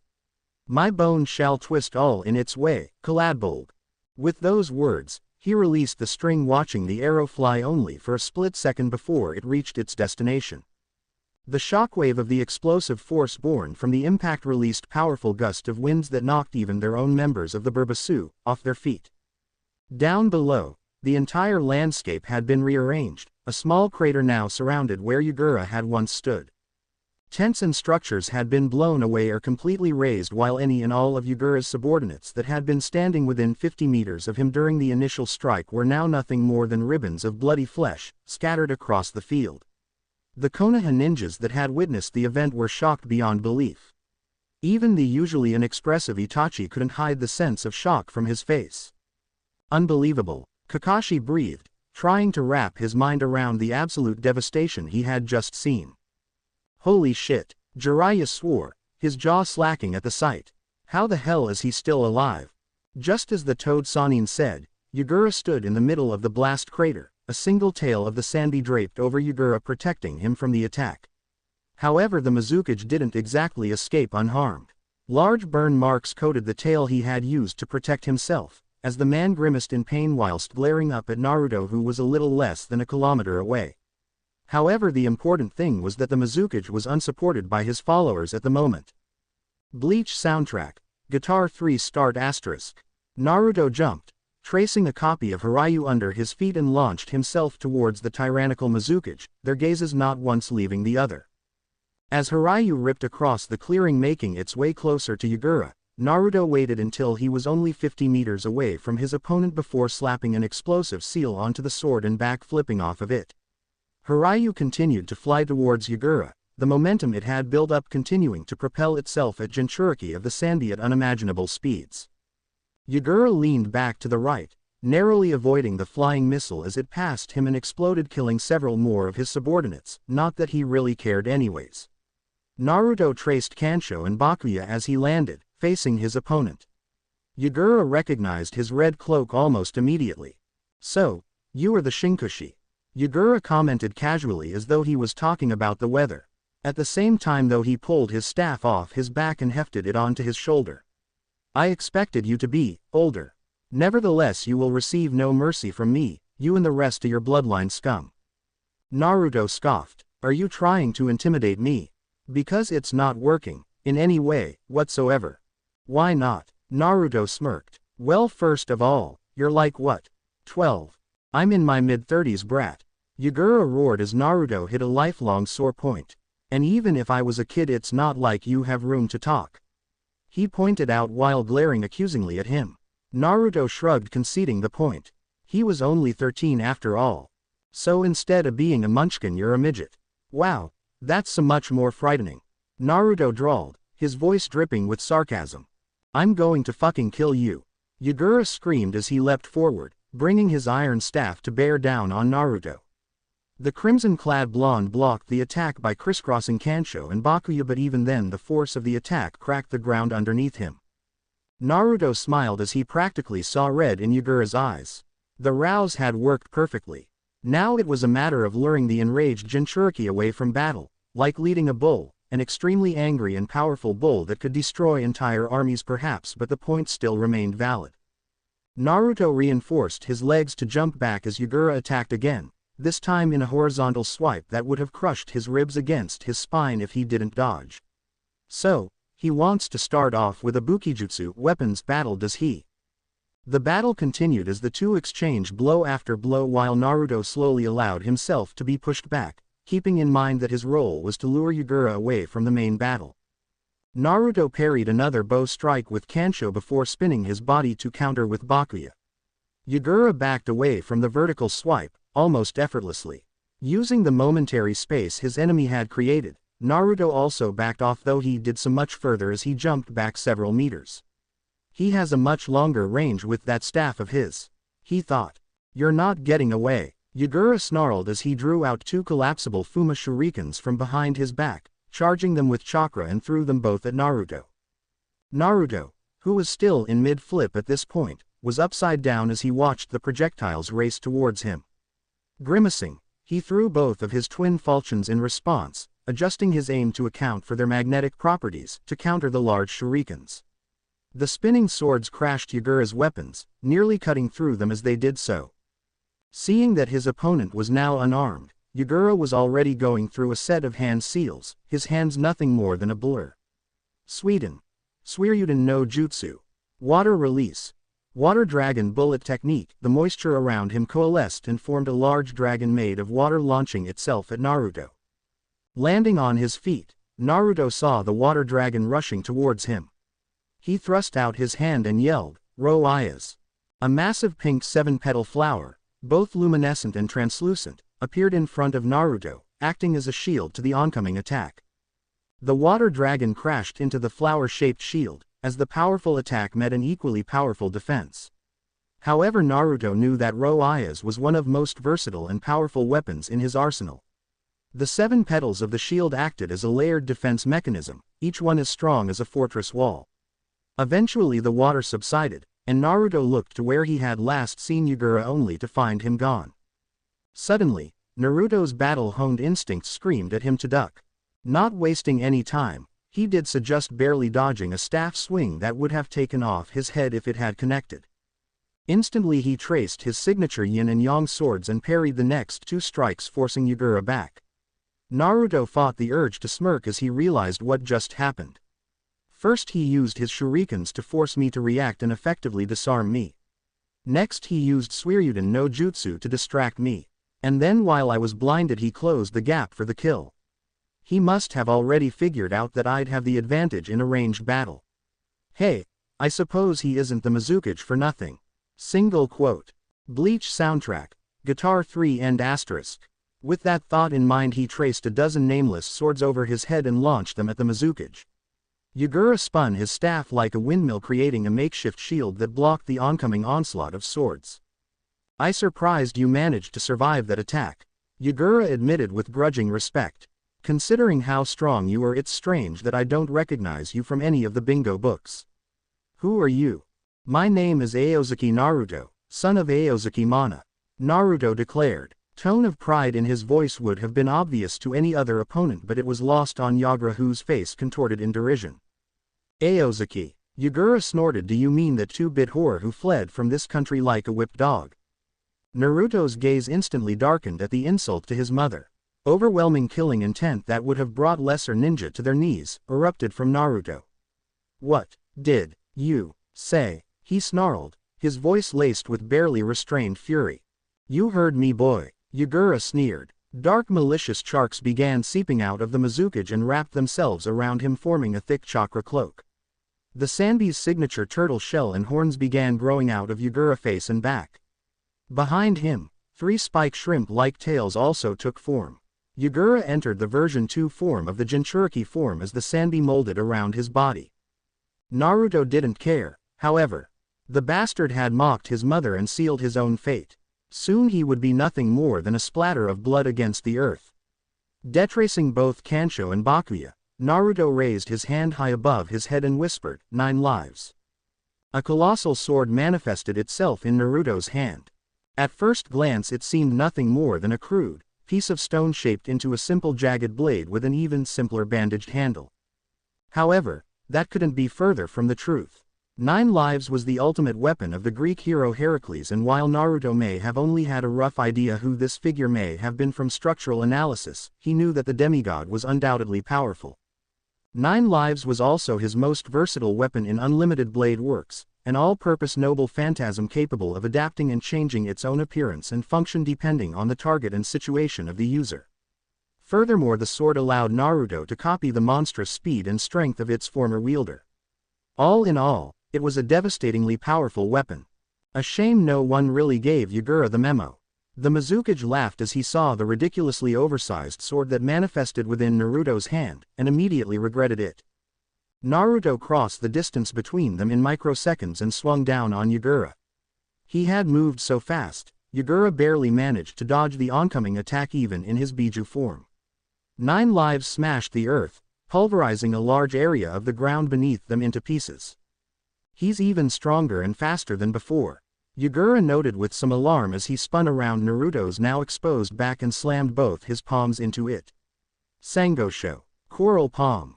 Large formations of coral grew on his back, restricting his muscles in that area. Naruto gritted his teeth in pain as he was sent flying several meters before slamming down both feet onto the ground and sliding against the dirt. He looked up just in time to see Yagura leaping towards him, ready to attack once more. Naruto refused to give him the opportunity.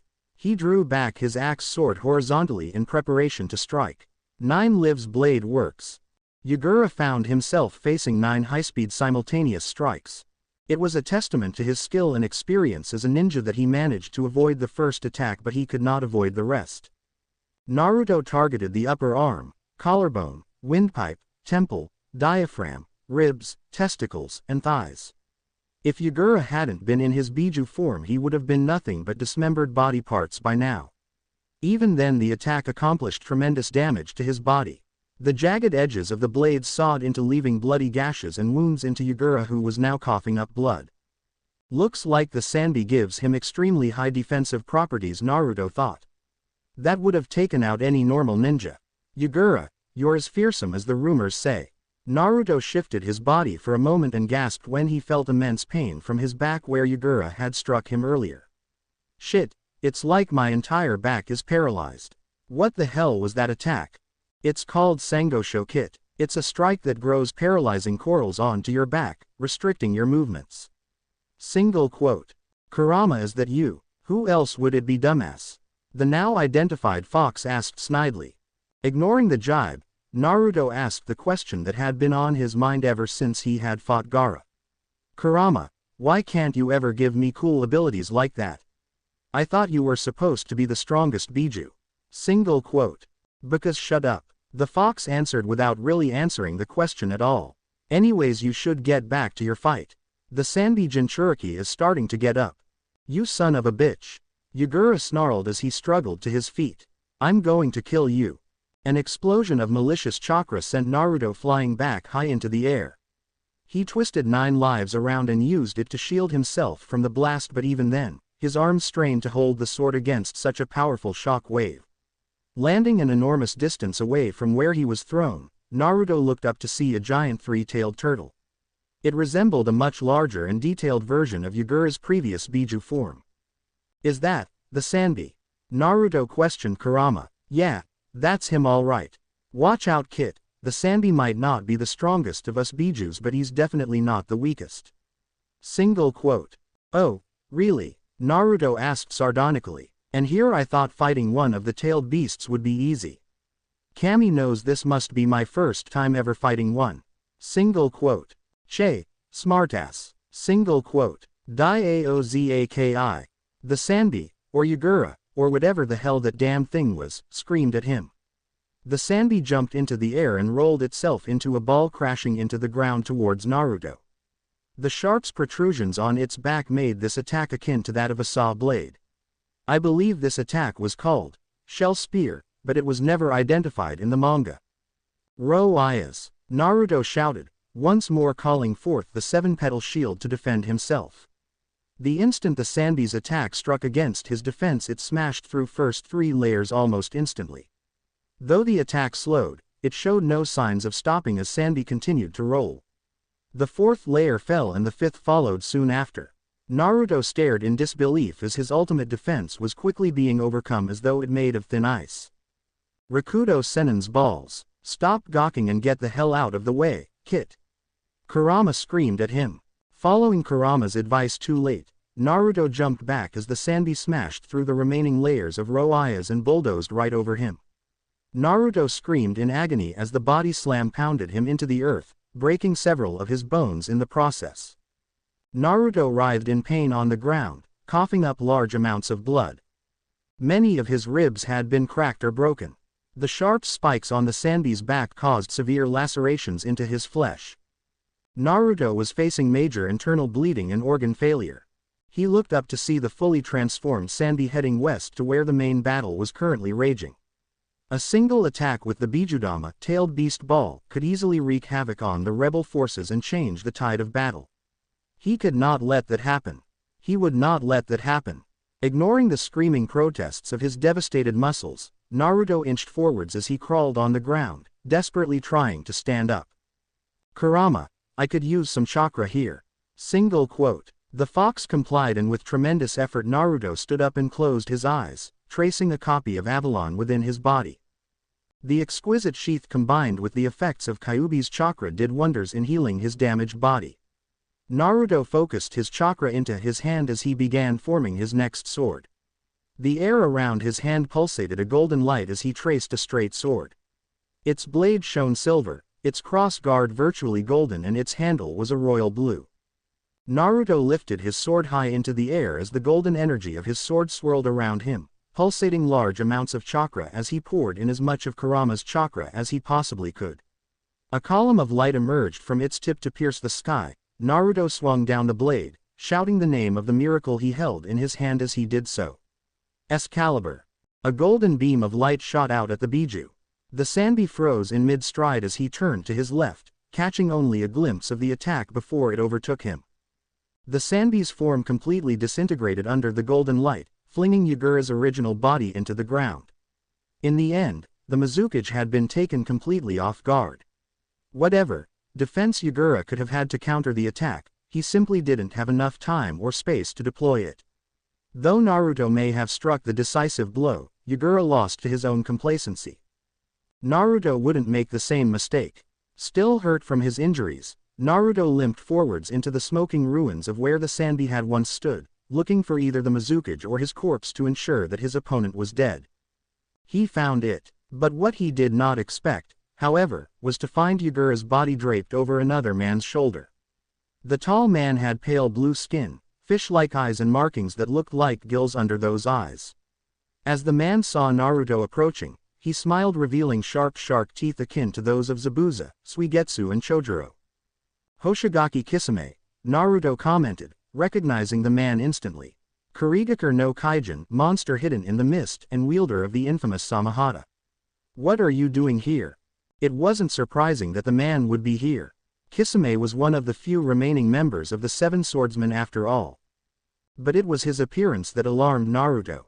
Instead of the standard Kurigakure flak vest and garb that most jonins of Kiri wore, Kisame had instead chosen to wear a black cloak decorated with red clouds. His forehead protector had a long, horizontal scratch carved across the symbol his village. Naruto knew that it was a traditional method for missing nins to show they had rescinded their allegiances and rejected their villages. So what the hell was going on? Kisame's grin widened even further. Well, aren't you a smart one? He snorted. Go home, kid, this is grown-up business. You may have defeated Yagura, but you're way out of your mind if you think you can beat me, especially in your condition. I'd rather not have to kill an already half-dead 12-year-old. Naruto snarled as he leapt forward and swung Excalibur down on the fish-faced swordsman. Kisame smirked. Well, I guess you're not as smart as I thought you were. He swung Samahata off of his back and brought it to bear against Excalibur, effortlessly blocking the attack, and they stood in the deadlock for several moments. To Naruto's shock, however, Excalibur began dematerializing in front of his very eyes as it reverted back to the chakra with which it was initially created. Now empty-handed, Naruto ducked as the giant bandaged cleaver passed over his head and jumped back to his original position. Standing up, Naruto glared at Kisame. Your oversized fish stick absorbs chakra, doesn't it? He asked flatly, already knowing the answer. Yep, Kisame answered. You figured that out pretty quickly. If I didn't know any better, I'd say your swords there were made of chakra. Naruto didn't answer, turning Kisame's smirk downright feral. You're fucked. Kisame moved in a blur, crossing the gap between them in an instant. Naruto dodged to the left, but Kisame proved his skill with the sword and shifted his grip at the very last second, swinging the Samahata directly at Naruto. The sword cleaved large chunks of flesh right off of Naruto, tearing through his skin like butter. My Samahata doesn't cut, Kisame told the blonde, who was now convulsing on the ground in pain. It shaves you to ribbons. He lifted his cleaver off of his shoulder and raised it up into the air for a final strike. This is the end, brat. You brought this upon yourself. Amaretsu. Kisame jumped back as black flames separated him from Naruto. In less than an instant, Itachi, standing in all his glory wearing his standard Anbu uniform, landed in front of Naruto, putting himself in between the two. Well, if it isn't the Konoha no Karasu, Crow of Konoha Uchiha Itachi. Kisame commented with amusement. Looks like I get to meet a lot of interesting people today. Hoshigaki Kisame, Itachi returned pointedly. You will not lay a hand on this boy. The rebels have won and they will soon be arriving. I suggest you leave while you still can. In any other circumstances, Itachi would have taken his chances and fought the swordsman of the mist. However, his main priority right now was getting Naruto to the nearest medic. Naruto was suffering from severe wounds and injuries, so it would only be a small matter of time before he finally died of blood loss. Fighting Kisame now would only waste their already limited amount of time and place Naruto in further danger. Kisame shrugged, nonchalantly. Whatever. I already have what I came here for anyways. Hefting Yagura over his shoulder, he walked off, disappearing into the mist. Naruto visibly relaxed and gave his surrogate older brother a weak smile. Itachi ni-san, just in case I don't have a chance to say this later, thanks. He closed his eyes, exhaustion washing over him as he fell into a deep sleep. Now that he thought about it, it had been quite a few days since he had last slept. 000. Minato sat in the waiting room of the hospital outside of the recovery room where Naruto was still unconscious, healing from his wounds. By the time Itachi had brought Naruto to the nearest medical station, he barely enough blood to sustain a kitten. It was a miracle he managed to survive it at all. Right now in his hand, Minato held the memory crystal that Naruto had thrown at him the day before. No matter how hard he tried, he couldn't bring himself to stop looking through its contents over and over again. When he first watched it, he wondered just why Naruto was so willing to let him see such an intimate moment of his life. To guilt him? No, he understood now. It was to show them how a real parent was supposed to act towards their child. It had its intended effects. Neither he nor his wife had the gall anymore to call themselves parents in front of Naruto, not when there was already someone else he acknowledged to fulfill that role, someone who loved him to the point where they would give their lives for him without hesitation. I can't believe it took all this for me to finally realize how badly I screwed up. Minato thought bitterly. He thought back to the time when he first found out he would have twins. A boy and a girl, eh? Hey, I bet Hitomi will be just as beautiful as her mother. And Naruto will be a ladies' man just like his old man. He had bragged. The comment had earned him a smack to the side of his head from Kushina. To the time he sealed the Kyuubi into his own children. Hitomi, Naruto, you two are the heroes of this village. He had told them as he held them fondly in his arms. To the time of the council, Minato had slammed his hand into the table so hard it cracked. Hitomi will not be a weapon and Naruto will not be executed. He roared, glaring at Danzo. Over my cold, dead body. When? He asked himself sadly. When did I forget what it meant to be a father? He sighed sadly. I took the mantle of Hokage to change this village for the better. Instead I let it change me for the worst. What have I turned into, these past 13 years? 000. That night, Naruto dreamed once more. The Red Knight accepted his death, just the way he had accepted what he believed would his death all those years ago during the hellish fire of his hometown. He found himself in a field of blades and he saw someone, a girl with dark long twin tails.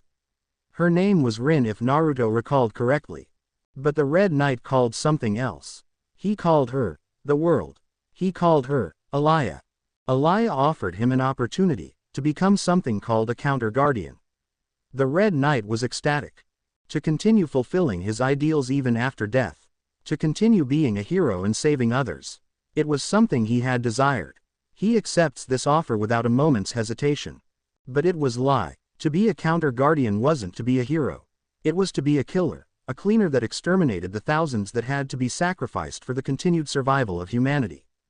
He was surrounded by so much blood, so much death, it made him sick. Again and again, the Red Knight killed, trying to tell himself, deluding himself that someday somehow the world would become the ideal he had wished for. But an eternity passed and his ideal remained only just that, an ideal. He saw it over and over, meaningless massacres, meaningless suffering. Meaningless happiness. He was forced to watch it all. Even when he refused to look, it surrounded him. That isn't what he wished for. He didn't become a guardian for this. 000. Naruto jerked awake from his nightmare, his heart beating completely out of control. He checked his surroundings to find himself in a hospital bed, most likely somewhere inside a hospital. His wounds had been cleaned and bandaged. His ripped and ragged clothes were gone, instead replaced by a hospital gown. Belatedly he looked to his left to see a mop of red hair resting against his sheets.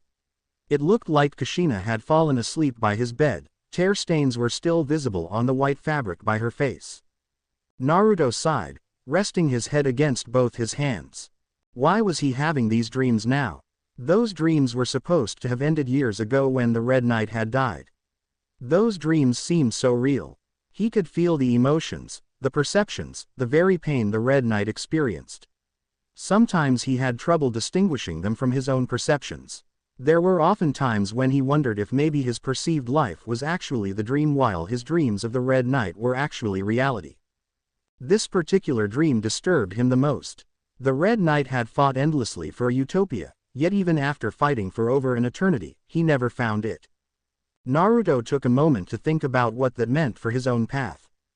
If his ideals couldn't be reached, if his path lead only to the deaths and pain of others, then what was he really fighting for? Why was he fighting so hard? He spent several moments in silence dwelling on that question. After a while he leaned back and sighed in sorrowed resignation.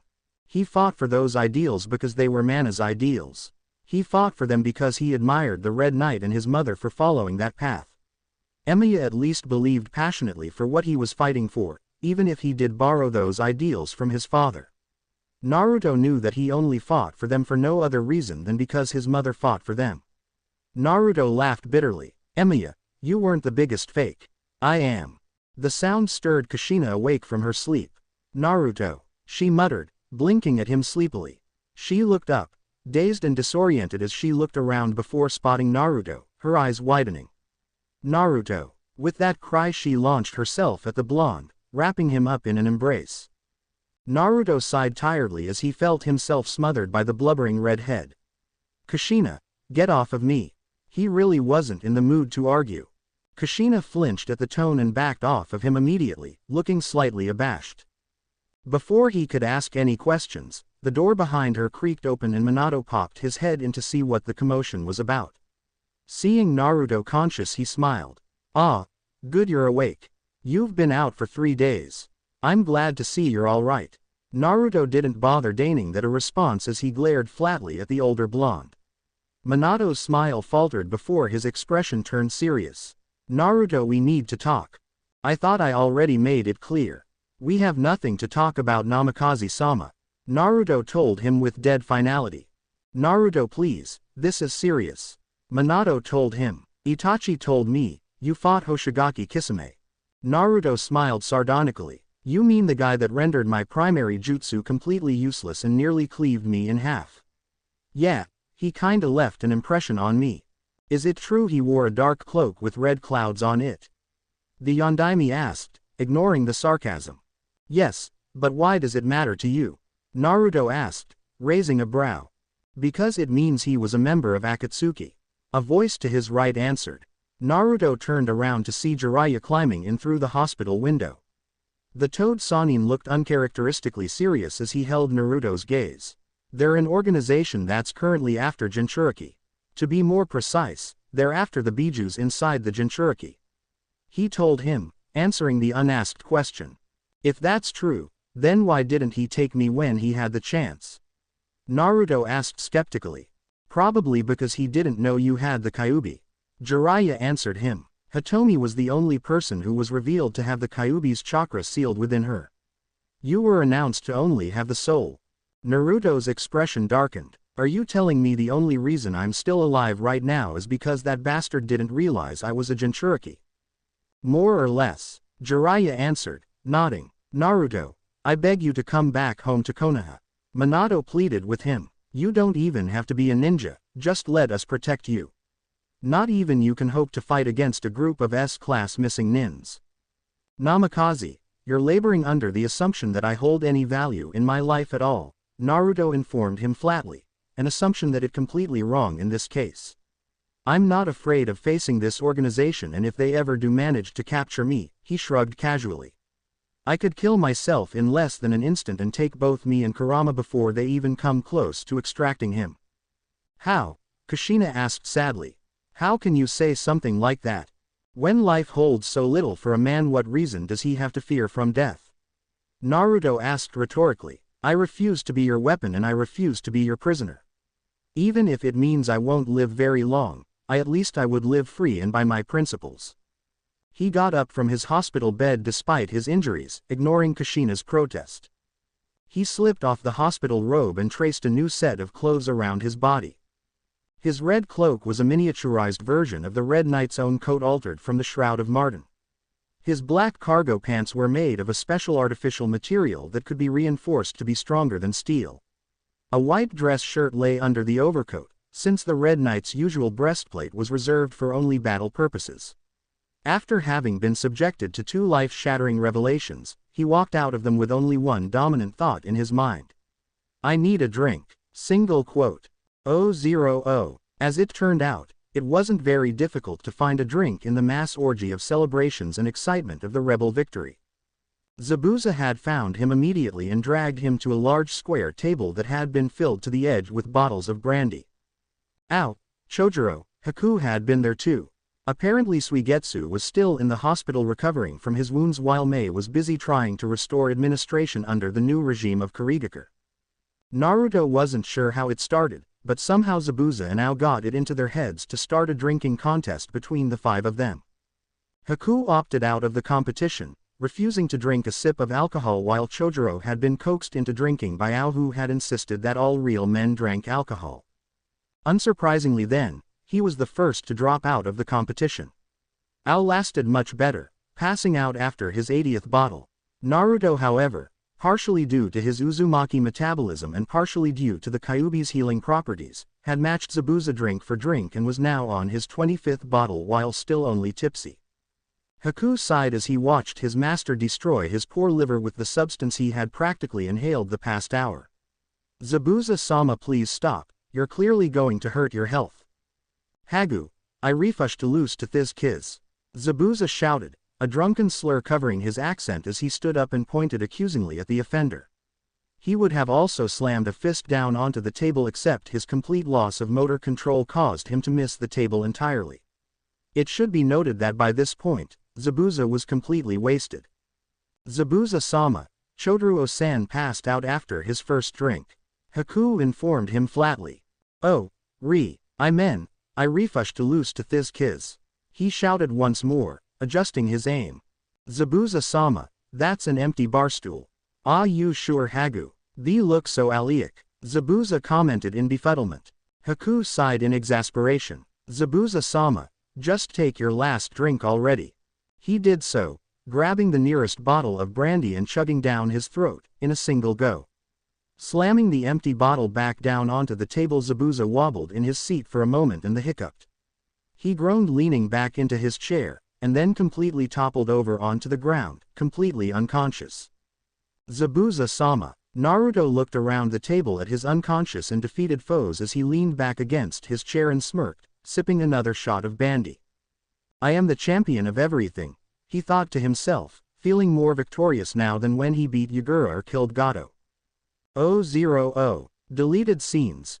Zabuza's 4 drunk personalities inspired by college humors. Your 6 drunk personalities. The sad one. I don't get it, Haku. Zabuza bawled as he chugged even more alcohol down his throat. Why would they pick Mei to be Mizukage instead of me? I mean, I wanted to be Mizukage before it was cool. There's Zabuza-sama. Haku patted Zabuza on the back consolingly. I'm sure being Mizukage isn't all that it's cut out to be. I hear there's a lot of paperwork involved. I mean, I'm stronger than her, I'm cooler than her, I even have a better mission record than her. Zabuza whined pitiably as he counted off the reasons why he should rightfully have been Mizukage. Is it because I don't wear a shirt? It's because I don't wear a shirt, isn't it? You know I don't like how the fabric itches my skin. Those discriminating bastards. It's okay, Zabuza-sama, Haku reassured him. We still like you even if you don't wear a shirt. The violent one. Whatcha lookin' at ya punks? Zabuza roared as he swung around his massive kubikiribocho. Ya want a piece of me? Do ya, huh? Zabuza-sama, no. Please don't kill the rabbits. Haku yelled as he grabbed on to his master and desperately hung on for dear life. Seriously, why did his master have such a hatred for those cute furry little animals anyways? Substitution jutsu. Why bother using a log? Just use a rabbit. Target practice. Screw the target post, just use a rabbit. Hungry. Who cares if the fridge is full, we're having rabbit freaking stew tonight. The stupid one. Haku sighed in relief as he walked into the hotel room he and Zabuza was staying for the time being. Tonight had been exhausting and he swore to himself that he would never let his master touch alcohol again if he could help it. Eventually he managed to drag the drunken swordsman back to their hotel room, miraculously without the deaths of any innocent bystanders, something the young Hyoden user was sincerely proud of. After dropping off the Zabuza onto his bed, Haku had gone to the local convenience store to buy some ingredients and food in order to prepare for Zabuza's imminent hangover the next morning. Bag of groceries in hand, he unlocked the door and walked in. "Zabuza-sama, what are you doing?" Haku immediately screeched. Zabuza looked up from his work to stare at Haku like he just said the stupidest thing in the world. "What does it look like, Haku?" "I'm disarming an explosive tag." If that wasn't bad enough, he not only had the one explosive tag he was working on but hundreds of other explosive tags piled around the room, waiting to be detonated at the first spark. Where the hell did he even get those in the first place? "Zabuza-sama, you couldn't disarm one of those when you were sober. What makes you think you can disarm them when you're drunk?" Haku yelled. "Haku, if I don't do this, everyone in this damn village and their mothers will think I'm a pussy." Zabuza informed him with an indignant tone. "And besides, I just have one more step T." Boom. The flirtatious one. Zabuza slammed the large double doors open, knocking them both off their hinges, as he strolled into the Mizukage's office with a confident smile on his face. Mei looked up in alarm. "Zabuza, what the hell are you doing?"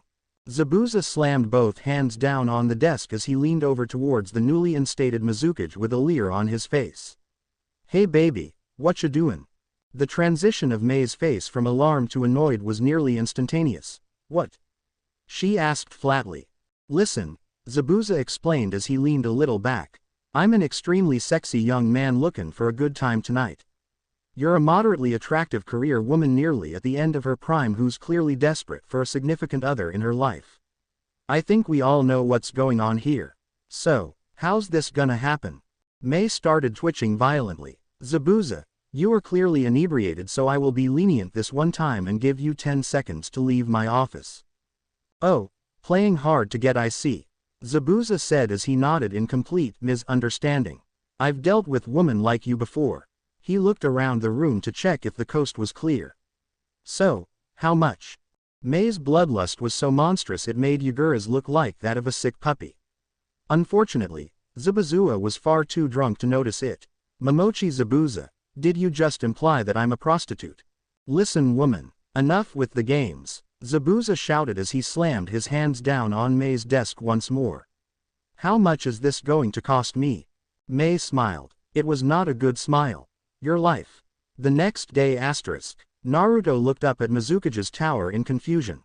"Haku, what the hell happened to that rabbit's pen? Who stole all my explosive tags and why is Zabuza crucified to the side of Mei's office?" Haku sighed as he rubbed his temples in resignation. "It's a long story, Naruto-san, a long story. Thanks."